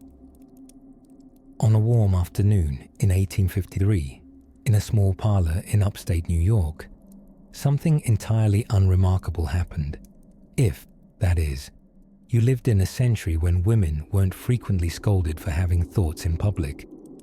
A group of Quaker women, dressed in their modest grey bonnets and indigo shawls, which somehow always made them look like they were about to scold a teaspoon, gathered for tea. The occasion, to organise the early threads of what would one day be called the suffrage movement. The menu, chamomile, disagreement with men, and scones. Now, speaking out as a woman at this time was a bit like trying to host a garden party during a hurricane where everyone's invited except you, particularly if you had the audacity to believe that maybe, just maybe, you should be allowed to vote without being considered a danger to the natural order, the family dinner table, or petticoats in general. Let us now consider one Lucinda Thatch, an entirely fictional but thoroughly representative woman, who took to her church's community hall with a trembling voice and a speech scrawled on the back of a molasses label. Lucinda had practiced this speech for weeks in her barn, delivering it to a goat named Daffodil, who clapped appreciatively with her hooves every time Lucinda said the word equality. Lucinda's message was simple. We too are people. People who read, write, organize dinner parties in under 90 minutes and occasionally invent agricultural equipment. Quite frankly, Her argument seemed airtight, but just to be safe, Lucinda brought along Daffodil as backup. You never know when you'll need reinforcement or an emotional support goat during public oration. Her voice rang out in the wooden hall, echoing across the rafters and landing squarely in the ears of Mr. Bartholomew Greebley, an aging shopkeeper whose monocle nearly leapt from his face in surprise. You'd have thought he'd heard a bear recite Shakespeare. "What next?" he sputtered. "Shall we let them inherit land?" He was later soothed with some gooseberry pie and a gentle reminder that progress didn't actually end in chaos. Well, not unless you regularly attended family reunions. Lucinda's speech was followed by a round of applause from approximately 3.5 people, the half being young Timothy, who clapped politely but wasn't entirely sure what a right was. Afterward, Lucinda was summoned politely but firmly by the town's Ladies' Decency Committee, a cheerful name for a deeply uncheerful bunch who believed that public disagreement was acceptable only if you were out of earshot or male. They had an official ledger titled Unfeminine Behaviors, which included such dangerous acts as walking briskly, reading novels, and public speaking without swooning afterward. Terrifying stuff. Lucinda, ever the compromise artist, suggested she take a brief swoon to appease protocol. The committee allowed it, so long as she promised not to bring the goat next time. A fair deal, all things considered. Now, across the Atlantic, things were no less amusing. In Victorian England, women who spoke publicly were sometimes accused of having nervous constitutions, an elegant euphemism for somebody tell her to stop. They were prescribed warm milk, fresh air, and silence, preferably all at once, which is tricky when you live next to a brass band and your milk keeps curdling from the stress. And yet, despite the gentle mockery of society and the occasional goat-related heckler, women kept standing up. Their voices, whether raised in moments of fire or whispered around sewing circles, began forming a quiet chorus. Not yet a revolution, not quite a riot, but a lullaby of change threaded through parlours and lecture halls and laundry lines. In the shadows of history's grand halls, where polished men signed declarations and measured their importance in how long their names took to write, women like Lucinda dared to speak a full sentence without asking for permission.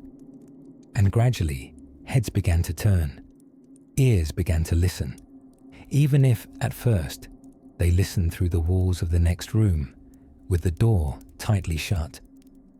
Because no matter how many committees tried to draw neat boundaries around what women could say, the truth had a habit of wriggling through, like sunlight under a closed curtain, or like that goat, somehow back in the church hall, despite having been firmly tied to a butter churn outside. Next, we'll drift ever so softly into the unexpected stage performances, where women's voices rose not just in protest, but in song, satire, and scandalous punctuation. The year was 1848, and the small town of Seneca Falls, New York, was peacefully minding its own business, which mostly involved growing corn, churning butter, and ignoring the concept of women's rights entirely, until, of course, a certain tea party turned into a political revolution wearing lace gloves. The instigator of this disruption? One Elizabeth Cady Stanton, who refused to hold her opinions in any longer, or, quite frankly, her corset.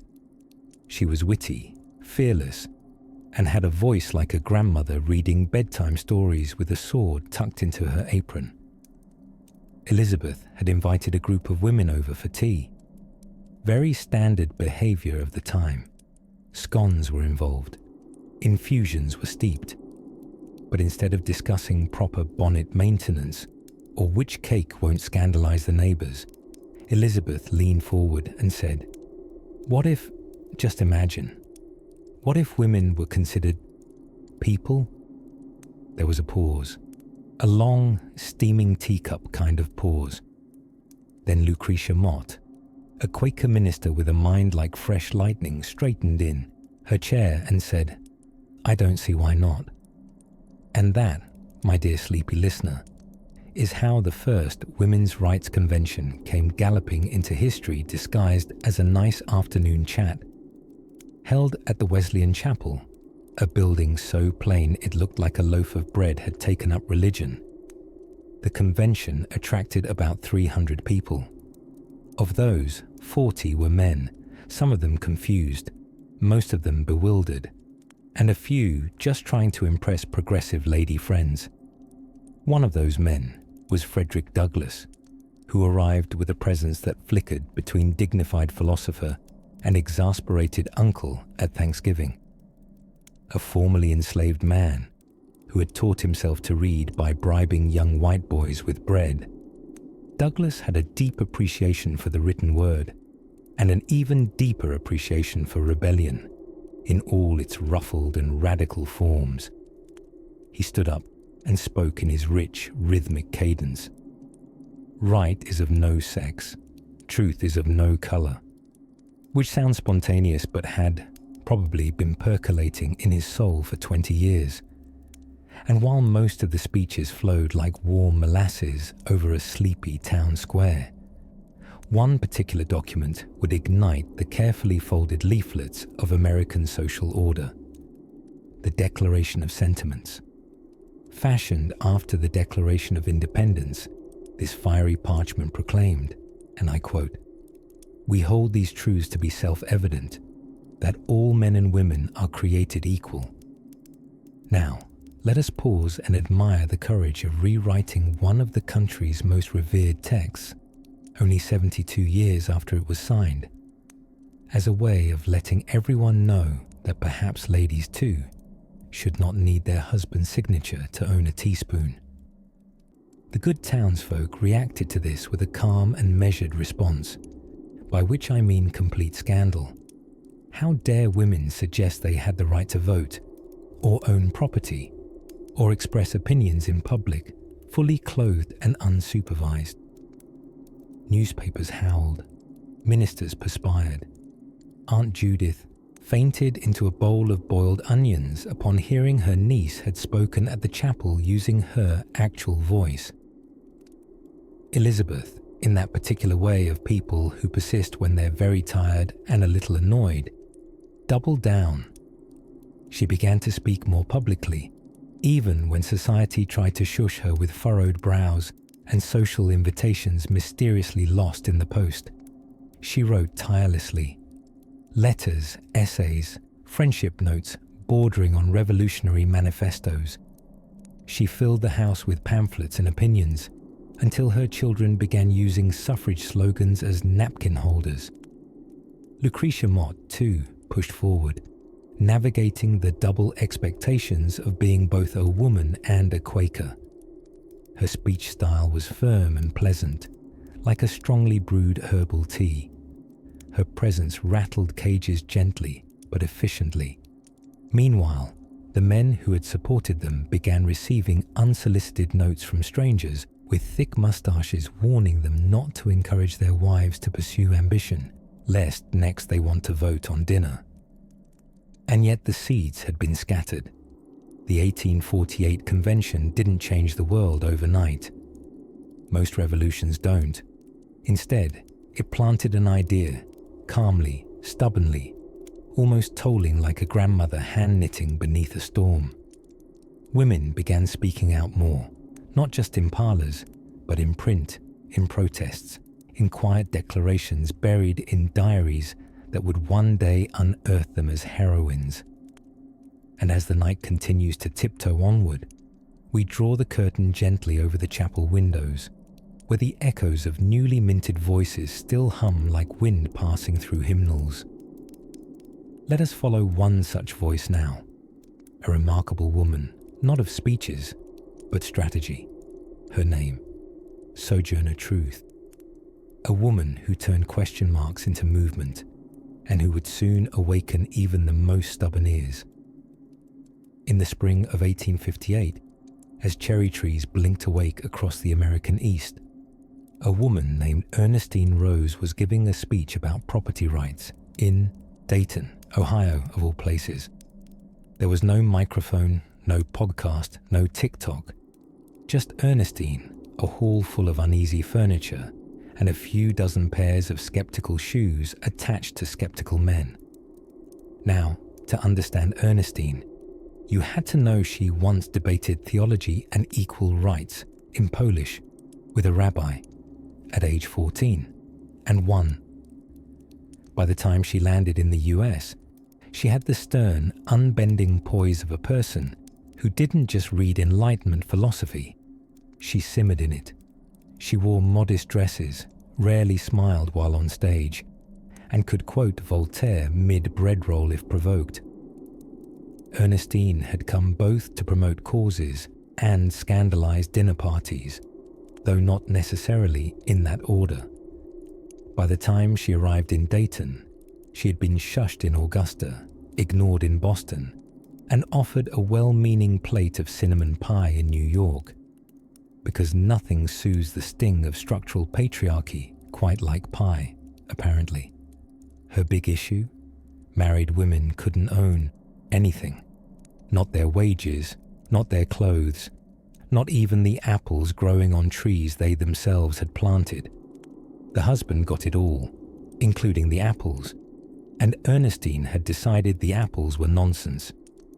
So there she stood, on a makeshift dais above the heads of people who considered corsets a personality trait, explaining in calm, poetic terms that treating women like decorative asparagus was maybe not the best path for human civilization. Her voice was steady, nothing theatrical or tearful. She simply stated facts that clinked like silverware in a quiet room.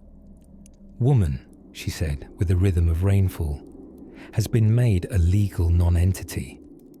She belongs to no political party, for parties are designed to protect rights, and she has none. Predictably, the crowd offered its usual buffet of expressions: startled parrots, impassive bookends, mild strokes of confusion. One gentleman whispered to another, "Who let her out?" as if Ernestine had wandered away from a chaise lounge and into a political philosophy. But there were also young women there, daughters of shopkeepers, mill workers, and school teachers. Women who had poured ink into journals and dreams into marriages that, so far, felt rather like spiritual smallpox.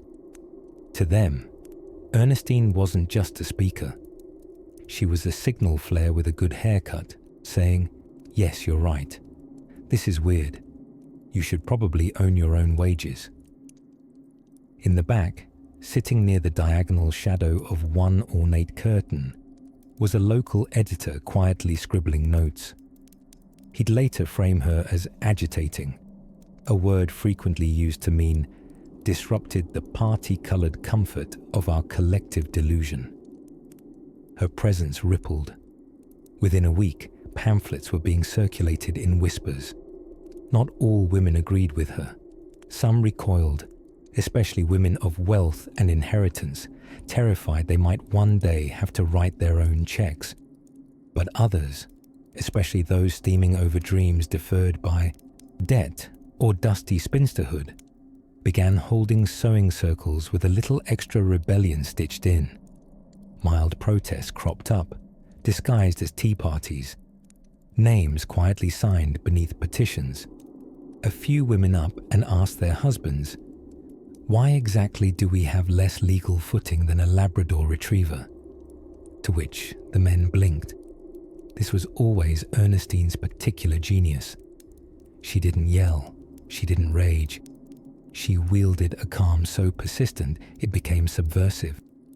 A kind of maternal menace that suggested, "You're being ridiculous, and I'm too patient to say so outright." Of course, newspapers ran their traditional headlines. "Woman lectures public," several men managed to survive.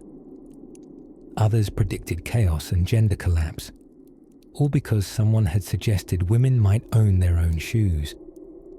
But Ernestine carried on across county lines and train depots, riding waves of side eyes and side rooms, always wearing the same serene expression of someone who knew history had always been delayed but never cancelled. Eventually, she helped push through the Married Women's Property Act in multiple states. Not overnight, and never without resistance. But each law loosened one thread from the corset of custom. And still, after every speech, she stood alone as the crowd dissolved, folding her notes like napkins, her thoughts lifting gently toward the ceiling, where they might just float up and land softly, somewhere new. As the light from that Dayton afternoon faded into a quieter dusk, another woman, this one far from any podium, with ink-stained fingers and a half-finished letter in her lap, wondered if there might be space for her voice too, and she would find it, eventually. In a place no one expected, it was the spring of 1848, and upstate New York was thawing its way out of an icy winter, as if the world itself sensed there were things to be said, and women ready to say them. At a modest reception hall in Seneca Falls, a place previously used for Methodist meetings and large quantities of lemon loaf, a small group of women and a few brave men were quietly rewriting history under flickering oil lamps. The air buzzed with nervous energy, or maybe just the hum of someone anxiously fanning themselves with a church bulletin. Either way, this was no ordinary tea party. Enter Elizabeth Cady Stanton, bonnet slightly askew from her energetic pacing, which she did when she was either deeply inspired or when she'd had too much treacle pudding. Stanton might not have had the height of Abraham Lincoln or the beard, but she had a mighty pen and an even mightier sense of indignation. That day, she introduced what would become one of the most famous documents ever scribbled on a borrowed writing desk, the Declaration of Sentiments. Now, quick history whisper.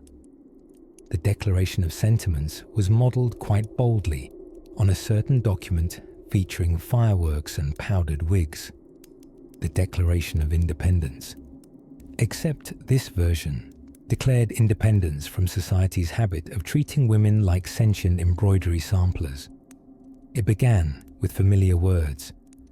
We hold these truths to be self-evident, that all men and women are created equal.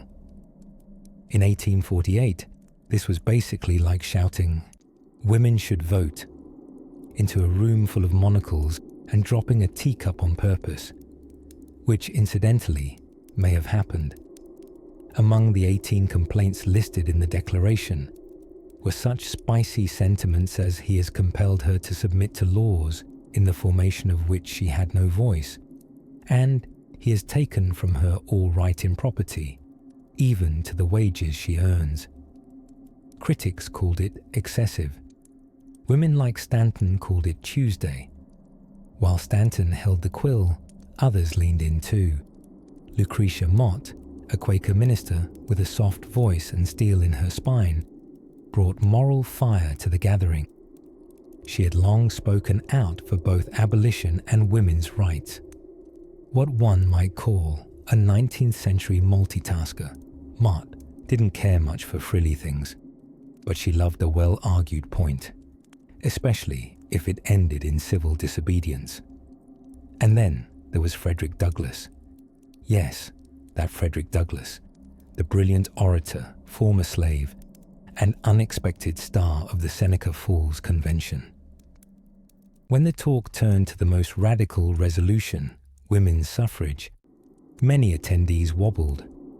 Would it perhaps be wiser to start with property ownership, or the right to frown at one's husband in public?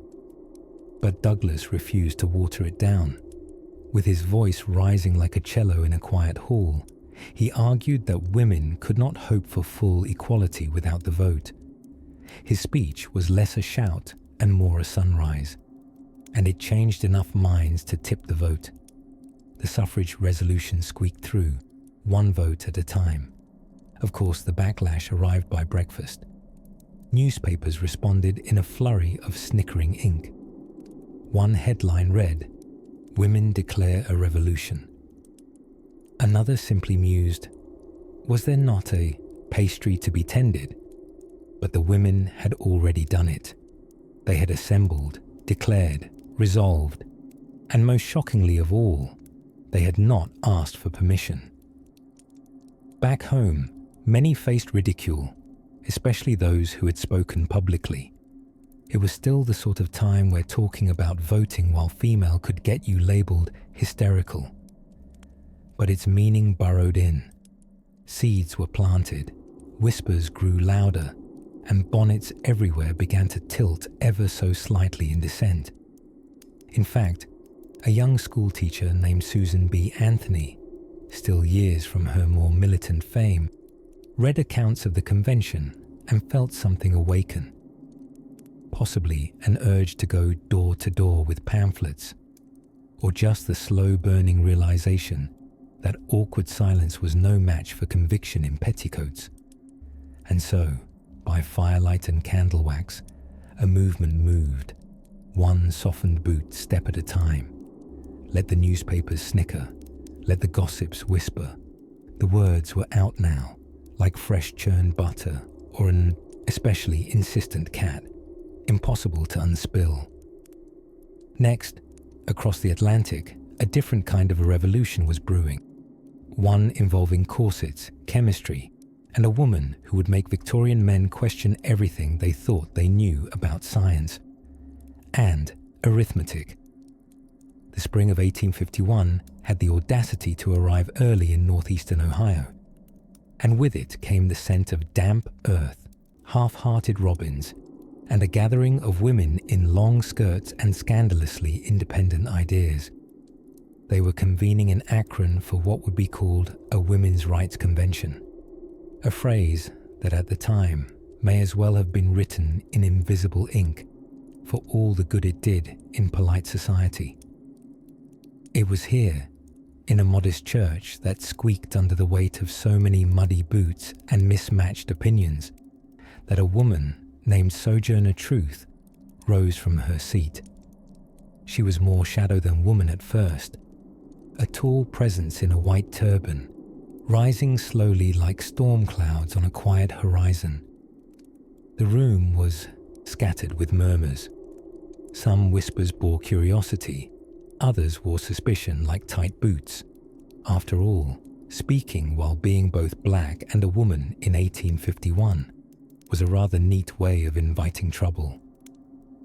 Sojourner glanced around, her eyes steady, as if measuring the ceiling to see if it would cave under the truth she was about to stack beneath it. And then, in a voice that carried like wind through hickory trees, she asked the room, "Ain't I a woman?" That question, hurled into the air more like a brick than a bouquet, bounced between rafters and lodged somewhere in historical memory, where it continues to rattle like a coin in the pocket of a coat we forgot we owned. You see, while many women in the 1800s faced polite silences and closed doors, Sojourner's path came lined with outright danger and deliberately sharpened obstacles. She had been born into slavery in New York, a polite northern state that liked to forget its own uncomfortable history with bondage. Sold 3 times. Before she was 13, Sojourner bore scars that bureaucracy never bothered to name. And yet, she walked miles barefoot to freedom, clutching the hand of her youngest daughter and the fragments of forgotten rights. In Akron that day, her speech was less of an address and more of an exhale centuries in the making. She spoke not just of rights, but of ploughing fields, burying children, and enduring. A resume no senator dared to read aloud. Her words didn't flirt with reform. They demanded it, the way rivers eventually demand land to shift. Predictably, not everyone was pleased. Some attendees, respectable men in respectable hats, whispered accusations of ungodliness and impropriety. Women of higher social standing, who preferred advocating for suffrage while sipping tea, found Sojourner a bit too fervent. She was a reminder that womanhood did not always come with lace gloves and parlour manners. For some, it came with cracked hands and the kind of courage that won't stop knocking, even when the door doesn't open. But after that convention, Sojourner Truth didn't retreat into silence or sentimentality. No, she kept speaking. She sat down with Abraham Lincoln himself in 1864 and commented, rather alarmingly, on the state of his wallpaper. She recruited black soldiers during the Civil War and petitioned for land rights in the Reconstruction years, writing letters that were equal parts legal request and holy indignation. And although her name climbed into history textbooks eventually, usually somewhere near the glossary during her lifetime, Sojourner was often repaid for her righteousness with poverty, skepticism, and the weary fatigue of systemic indifference. Her ideas were not welcomed by all feminists, particularly those who preferred their rights campaigns whitewashed and free of complicated intersections. Truth was inconvenient, literally. They made her sit in the back of the movement she helped define. Still, her spirit was one that didn't wait for comfort. It showed up barefoot and bold, hollering questions in rooms where nobody had yet figured out how to answer. And when asked how she kept going, she'd grin and say, "I'm not going to die. I'm going home like a shooting star." Tonight, as you drift just on the edge of sleep, think of her voice traveling on century-old air, still asking that unwelcome little question, still demanding that the world measure justice not by comfort but by courage, and still reminding us that once upon a time in Ohio, a woman thumped her truth onto wooden floorboards, and the building didn't fall. It echoed.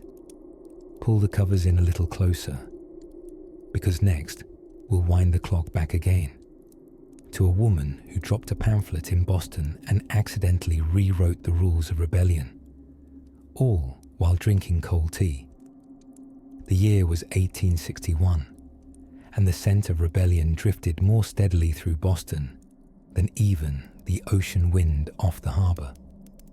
Among the sea of petticoats and the rustle of crinolines marched a figure, corseted but not constrained. Her name was Lucy Stone, and she held a pamphlet in one hand, indignation in the other, and altogether too much self-possession for the comfort of the establishment. Lucy had done the unthinkable years earlier. She'd kept her own last name after marriage. This act, which today might seem like a hyphenated whisper, then rang like an abolitionist church bell on a quiet Sunday. Newspapers exploded in black ink horror. Editorials tisked thunderously. Clergymen unanimously agreed it was a moral landslide, surely leading to a reality where women demanded to vote or gasp where bloomers in public. Yet Lucy persisted. She founded the Woman's Journal in 1870, which sounds innocent enough until you realize she used this weekly publication to hurl well-reasoned arguments and sharp critiques at any legal structure that considered women domestic appendages. And naturally, her favorite way to win an argument was to quote the Constitution, which is an especially strong move when you're trying to gently dismantle the patriarchy before bedtime. But Lucy wasn't the only one poking holes in the era's expectations. Meanwhile, over in Philadelphia, a woman named Mary Grew was causing waves by giving speeches that were considered dangerously articulate. The danger, of course, being that when she spoke, people listened, and then they started to think. It was deeply unsettling to 19th century congressmen, many of whom preferred their leisure activities to include cigars, paper fans, and not thinking too hard about all this equality business. Mary had a particular talent for annoyingly precise logic. During one convention, a skeptical onlooker asked whether women truly needed to vote, and Mary replied, "Do fish truly need water?" She then sat down calmly, like someone who thoroughly understands the power of metaphor and mic drops. Of course, speaking out didn't come without consequence or a dramatic flair. In response to Mary's defiant speeches, a clergyman once compared her to a tree struck unnaturally by lightning, which, when you think about it, sounds more like a Marvel origin story than an insult. Alas, she did not sprout smoke or shoot sparks after that. Just more petitions, newspaper columns, and quietly incensed moral victories. Back in the realm of quieter resistance, an altogether different cadre of women began to organize tea meetings, delicate affairs that served chamomile with a side of radicalism. In parlours scented with lavender and lit by the flicker of whale oil lamps, they discussed everything from property law to the art of not being dismissed as hysterical simply for expressing an opinion. These tea meetings were cleverly disguised revolutions where sugar cubes clinked against porcelain like soft drum beats for justice. One Massachusetts hostess even embroidered her tablecloth with quotes from Mary Wollstonecraft, a detail her husband found adorable until she sewed in a paragraph about women's education being as necessary as men shaving in mirrors. He never again ate scones without squinting into the embroidery with suspicion. As for men, some were allies, some were obstacles, and most were simply bewildered. A New York merchant famously tried to donate to a women's rights fund anonymously, only for his wife to discover the check and confront him at dinner. He stuttered until she handed him a speech template and told him he would be giving the closing remarks at Sunday's domestic equality picnic. He complied. He was not allowed any pie until it was over. And amid all this forward-tilted chaos, the quiet revolution continued. Pen strokes on petitions passed down church aisles, speeches made over churned butter, articles hidden in recipe newsletters titled things like parsnip pudding and property rights. Women were speaking not only publicly, but persistently, and, often in disguise, beneath layers of genteel manners, ribbons, and an unshakable knowledge that time was on their side. So if you were a gentleman of some standing in your waistcoat and monocle, and you found yourself at a poetry reading, only to hear verses turned into pointed commentary about the legal inequity of dowries, your best course of action was simply to sip your sherry and nod, slowly, and allow yourself to be quietly rearranged, like the furniture in your perfectly symmetrical parlour. And isn't that how some revolutions roll? Not with guillotines, but with teaspoons and well-timed puns. As the evening muses began to whisper and the gaslight flickered gently across wallpaper and worn books, the world was changing. One voice, one verse, one velvet-gloved rebellion at a time. Soon, we'll rustle our way into another parlour and meet a woman who turned etiquette into protest, using nothing but a fan and a very suspicious set of dinner invitations. There is something inherently lulling about paper rustling softly in candlelight. And in the 1800s, many women who tried to speak out did so not through shouts, but through ink.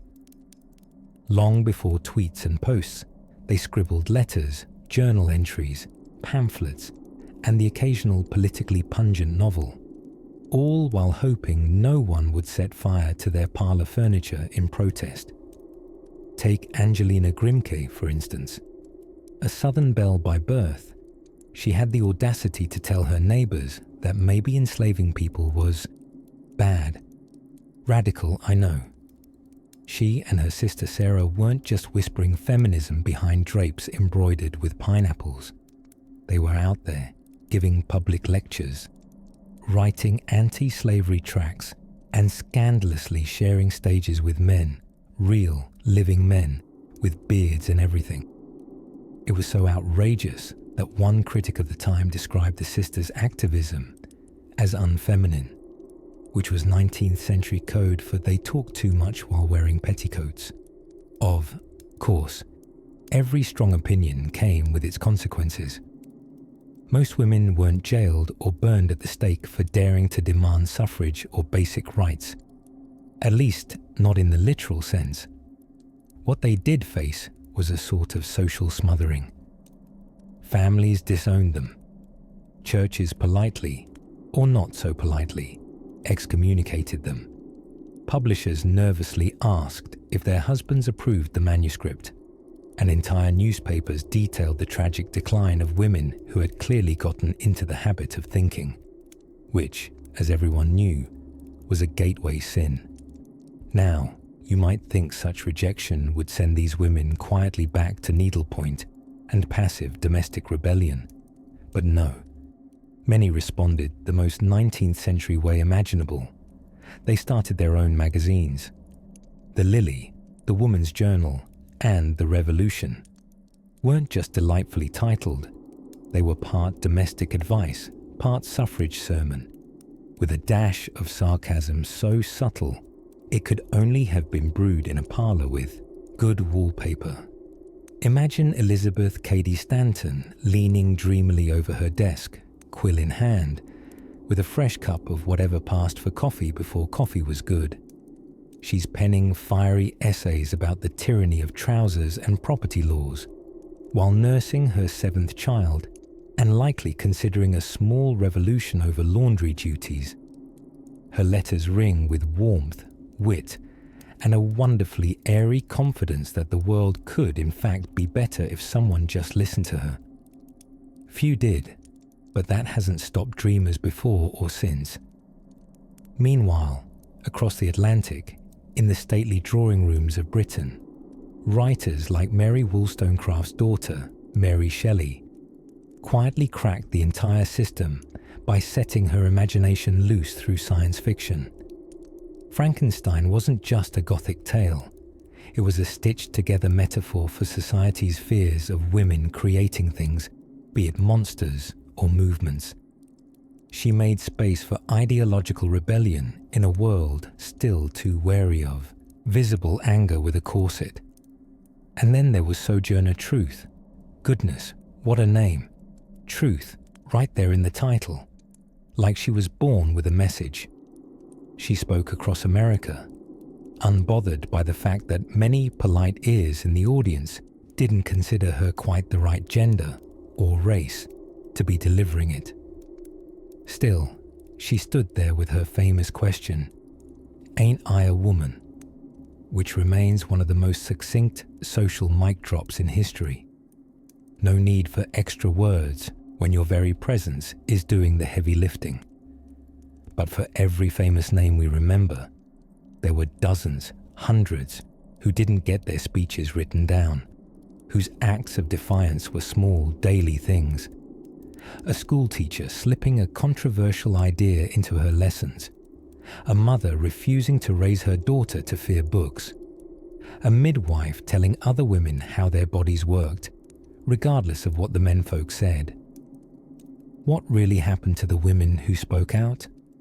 Well, they kept speaking, quietly, cleverly, sometimes only to a diary or a borrowed printing press. But speak they did. The louder consequences, the social cold shouldering, the ridicule dressed up in editorials, they happened too. But there's something oddly reassuring in the human tendency to persist, to whisper truths into corners until those whispers sound like wind and finally, like change. So tuck yourself in beneath the folds of this sleepy century and let your thoughts drift like stray pages in a forgotten parlour. Because the real revolution, the quiet kind, the one that crept in on slippers and snuck past the butler, is still unfolding in the next sleepy breath, somewhere in the faint rustle of petticoats against worn wooden floorboards and the distant whistle of a steam engine rolling past a sleepy village. A peculiar little term drifted into 19th century conversation. Petticoat government. It sounded like a frilly coup d'etat, but alas, it was shorthand for the oh-so-alarming phenomenon of women daring to exert influence over domestic or civic matters. Picture, if you will, a gentleman pausing mid-mutton chop in the dining hall, gasping at the horror of his wife joining a temperance committee. By the mid-1800s, whispers became rallies. Loud women, already considered a species unto themselves, found themselves more organized, articulate, and absolutely unwilling to sit quietly unless it was for a very long strategy meeting. These were not women shouting from towers. They were knocking politely, confidently, with well-written pamphlets and enough resilience to outlast Victorian plumbing. Take the indomitable Sojourner Truth. There she was, a 6-foot-tall, formerly enslaved woman who travelled the country with no formal education, speaking endlessly in her deep musical voice about abolition and women's rights. She didn't shout. She rarely prepared speeches on paper. She just stood, often taller and quieter than the white men trying to heckle her, and said terrifying things like, "Ain't I a woman?" until goosebumps made the rounds. Those words weren't in the original so much as attributed years later by someone who added a southern twang for drama, but the spirit stood. Truth neatly decimated the notion that femininity was wrapped in lace and silence. Her mere presence was a quiet rebellion conducted with great dignity and a knowing smirk. Meanwhile, in slightly more paranoid corners of society, ministers and medical experts busied themselves declaring that women who read too much might cause their uterus to wander. Yes, wander. The erratic uterus had become an academic concern. Allegedly, too much intellectual exertion could make it roam the body like a lost sheep, provoking hysteria or worse, spontaneous independence. In a lecture hall somewhere, a very earnest gentleman likely said, "Her womb has ambitions, Henry. She joined a literary society." And yet, women kept reading. They read everything. Novels, essays, blistering feminist tracts slipped into bonnet ribbons or baskets of apples, the way some smuggled contraband. Listening to the reform-minded Elizabeth Cady Stanton, one might conclude that reading inspirational philosophy while peach canning could prompt a woman to demand the vote and a better designed corset. Still, the backlash came covered in proper language and laced gloves. Medical diagnoses blossomed like weird Victorian orchids. Women who spoke out were often diagnosed with neuralgias, exhaustions, and the ever-mysterious moral insanity. Doctors didn't always agree on the causes, but they mainly involved ovaries, sighing too much, and the sinister influence of novels with complex female protagonists. Some women, especially those with money or unfortunate husbands, were gently escorted to asylums for their nerves. It was a convenient strategy. If your wife was too clever or started asking pestering questions like, "Shouldn't the will be in my name too?" you could simply suggest she was overworked from crocheting and arrange for a quiet rest in an institution. But even institutions were not soundproof. In the quiet halls of some of those asylums, women wrote. They scratched words into notebooks, into linens, into time. Some went unheard, of course. Many disappeared into silence. Others emerged pulsing with fire. One such case was Elizabeth Packard, a mother of 6 who disagreed, publicly, with her preacher husband about theology. He had her committed. That would have been the end of it, except Elizabeth got out, sued the state, won and became a vocal advocate for the rights of the institutionalized. Imagine the headlines if they had Twitter back then. Defiant preacher's wife escapes madhouse, dismantles patriarchy with legal briefs. A real barn burner. By the late 19th century, the words were getting louder, the women were getting better organized, and the world was starting to bend, not break, but bend, to their frequency. The suffrage movement was no longer a babble in the drawing room. It had transformed into marches across muddy streets, petitions carved into oak desks, arguments made in courtrooms where powdered wigs trembled at the thought of shared power. They were no longer content to be muses or martyrs. These women wanted ink-stained fingers and voting booths. They wanted, and deserved, the right to speak not as exceptions, but as humans. And tomorrow, as day fades into story once more, we'll step into the last ripples of that long, murmured rebellion, where the soft simmer of voices became a roar. Night had long since tucked itself in over the cobblestone streets and flickering gas lamps of the 1800s, and the final echoes of horse hooves had surrendered to mist. Our journey now tiptoes to a close, not with a shout or strike of a suffragette drum, but with the soft sigh of a woman removing her boots after a very long day of being brilliant in a world that found brilliance inconvenient when delivered by someone in a corset. By the waning years of the 19th century, something quietly astonishing was happening. While the public stage was still sticky with pomaded parliamentarians and top-hatted naysayers behind the red velvet curtains, women were operating printing presses, filing lawsuits, organizing sewing circles that were 90% policy debate and 10% actual sewing.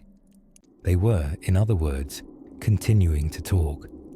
Take, for example, the curious case of Victoria Claflin Woodhull, who, in addition to advocating for free love, which made several Victorian monocles clatter into tea, also became the first woman to run for President of the United States in 1872, before women even had the right to vote, mind you, which is a bit like being invited to a dinner party where you're not allowed to eat, and still deciding to bring dessert anyway.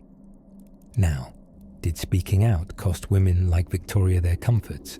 Certainly. They were mocked, jailed, and sometimes even institutionalized, not for breaking laws, but for breaking expectations. Psychiatry, at the time, was a curious soup of theories often seasoned with misogyny. Diagnoses like hysteria, which conveniently affected mostly women and none of the men who invented it, were tossed about like confetti, and so, for daring to question her husband, suggest a book might contain ideas, or heaven forbid, want a bicycle, a woman might well find herself rested in a sanitarium with strict rules about how loudly she was allowed to speak, think, or breathe. But after all the spiraling Victorian diagnoses had faded and Freud packed away his leather couch, the truth floated gently upward. These women were not unwell. They were awake. They were the Abigail Scotts, writing their frustrations into newspapers inked with equal parts rage and elegance. The Sojourner Truths, booming eloquence through church halls made of timber and tension. The Harriet, Taylors and the Frances Willards, chiseling policy ideas into columns and campaigning with a smile and a steel spine. Their victories were not always public. Many were whispers, but whispers, you know, have a habit of turning into echoes. By the late 1800s, some women, not all of course, but some brave, persistent, and frankly, a little tired of being told to keep quiet, began actually living the change. Women were becoming lawyers, doctors, professors, not many, but enough to startle the neighbors. And though the gatekeepers of power often tried to construct sturdier gates, they forgot to account for just how many keys women had gathered while no one was watching. And tucked between these key turners were the quieter resistors, the school teachers who chose books over husbands, the wives who taught their daughters critical thinking instead of crocheting, or occasionally both. Multitasking is a time-honored feminine skill. The nurses who administered care with one hand and reform-minded petitions with the other. The world didn't pivot overnight, no. It shifted slowly, like a steamship turning in fog. But turn, it did. Not thanks to the thunderous crash of revolutions, though there were those too, but because of countless small decisions. To refuse a second-class seat, to speak when urged to be silent, to write one more line in a diary no one might read, until someone did. So what really happened to the women who spoke out in the 1800s? Some were jailed, some were mocked, some were buried under the weight of shoulds and can'ts. But many, so devastatingly many, kept talking anyway, through pamphlets and classrooms and lullabies whispered to daughters who would grow up thinking it perfectly ordinary to speak out loud. And with that, dear listener, we snuff the candle on this tale. The brave, the strange, the resented, the remembered. Women who, despite the era's best efforts to turn them into footnotes, became full paragraphs. And you, cozy under your weighted blanket and washed in moonlight, are now a little wiser, and perhaps just the tiniest bit more rebellious in your dreams. Sleep well, you gentle troublemaker. The past is a softer pillow when the truth is finally spoken. Good night.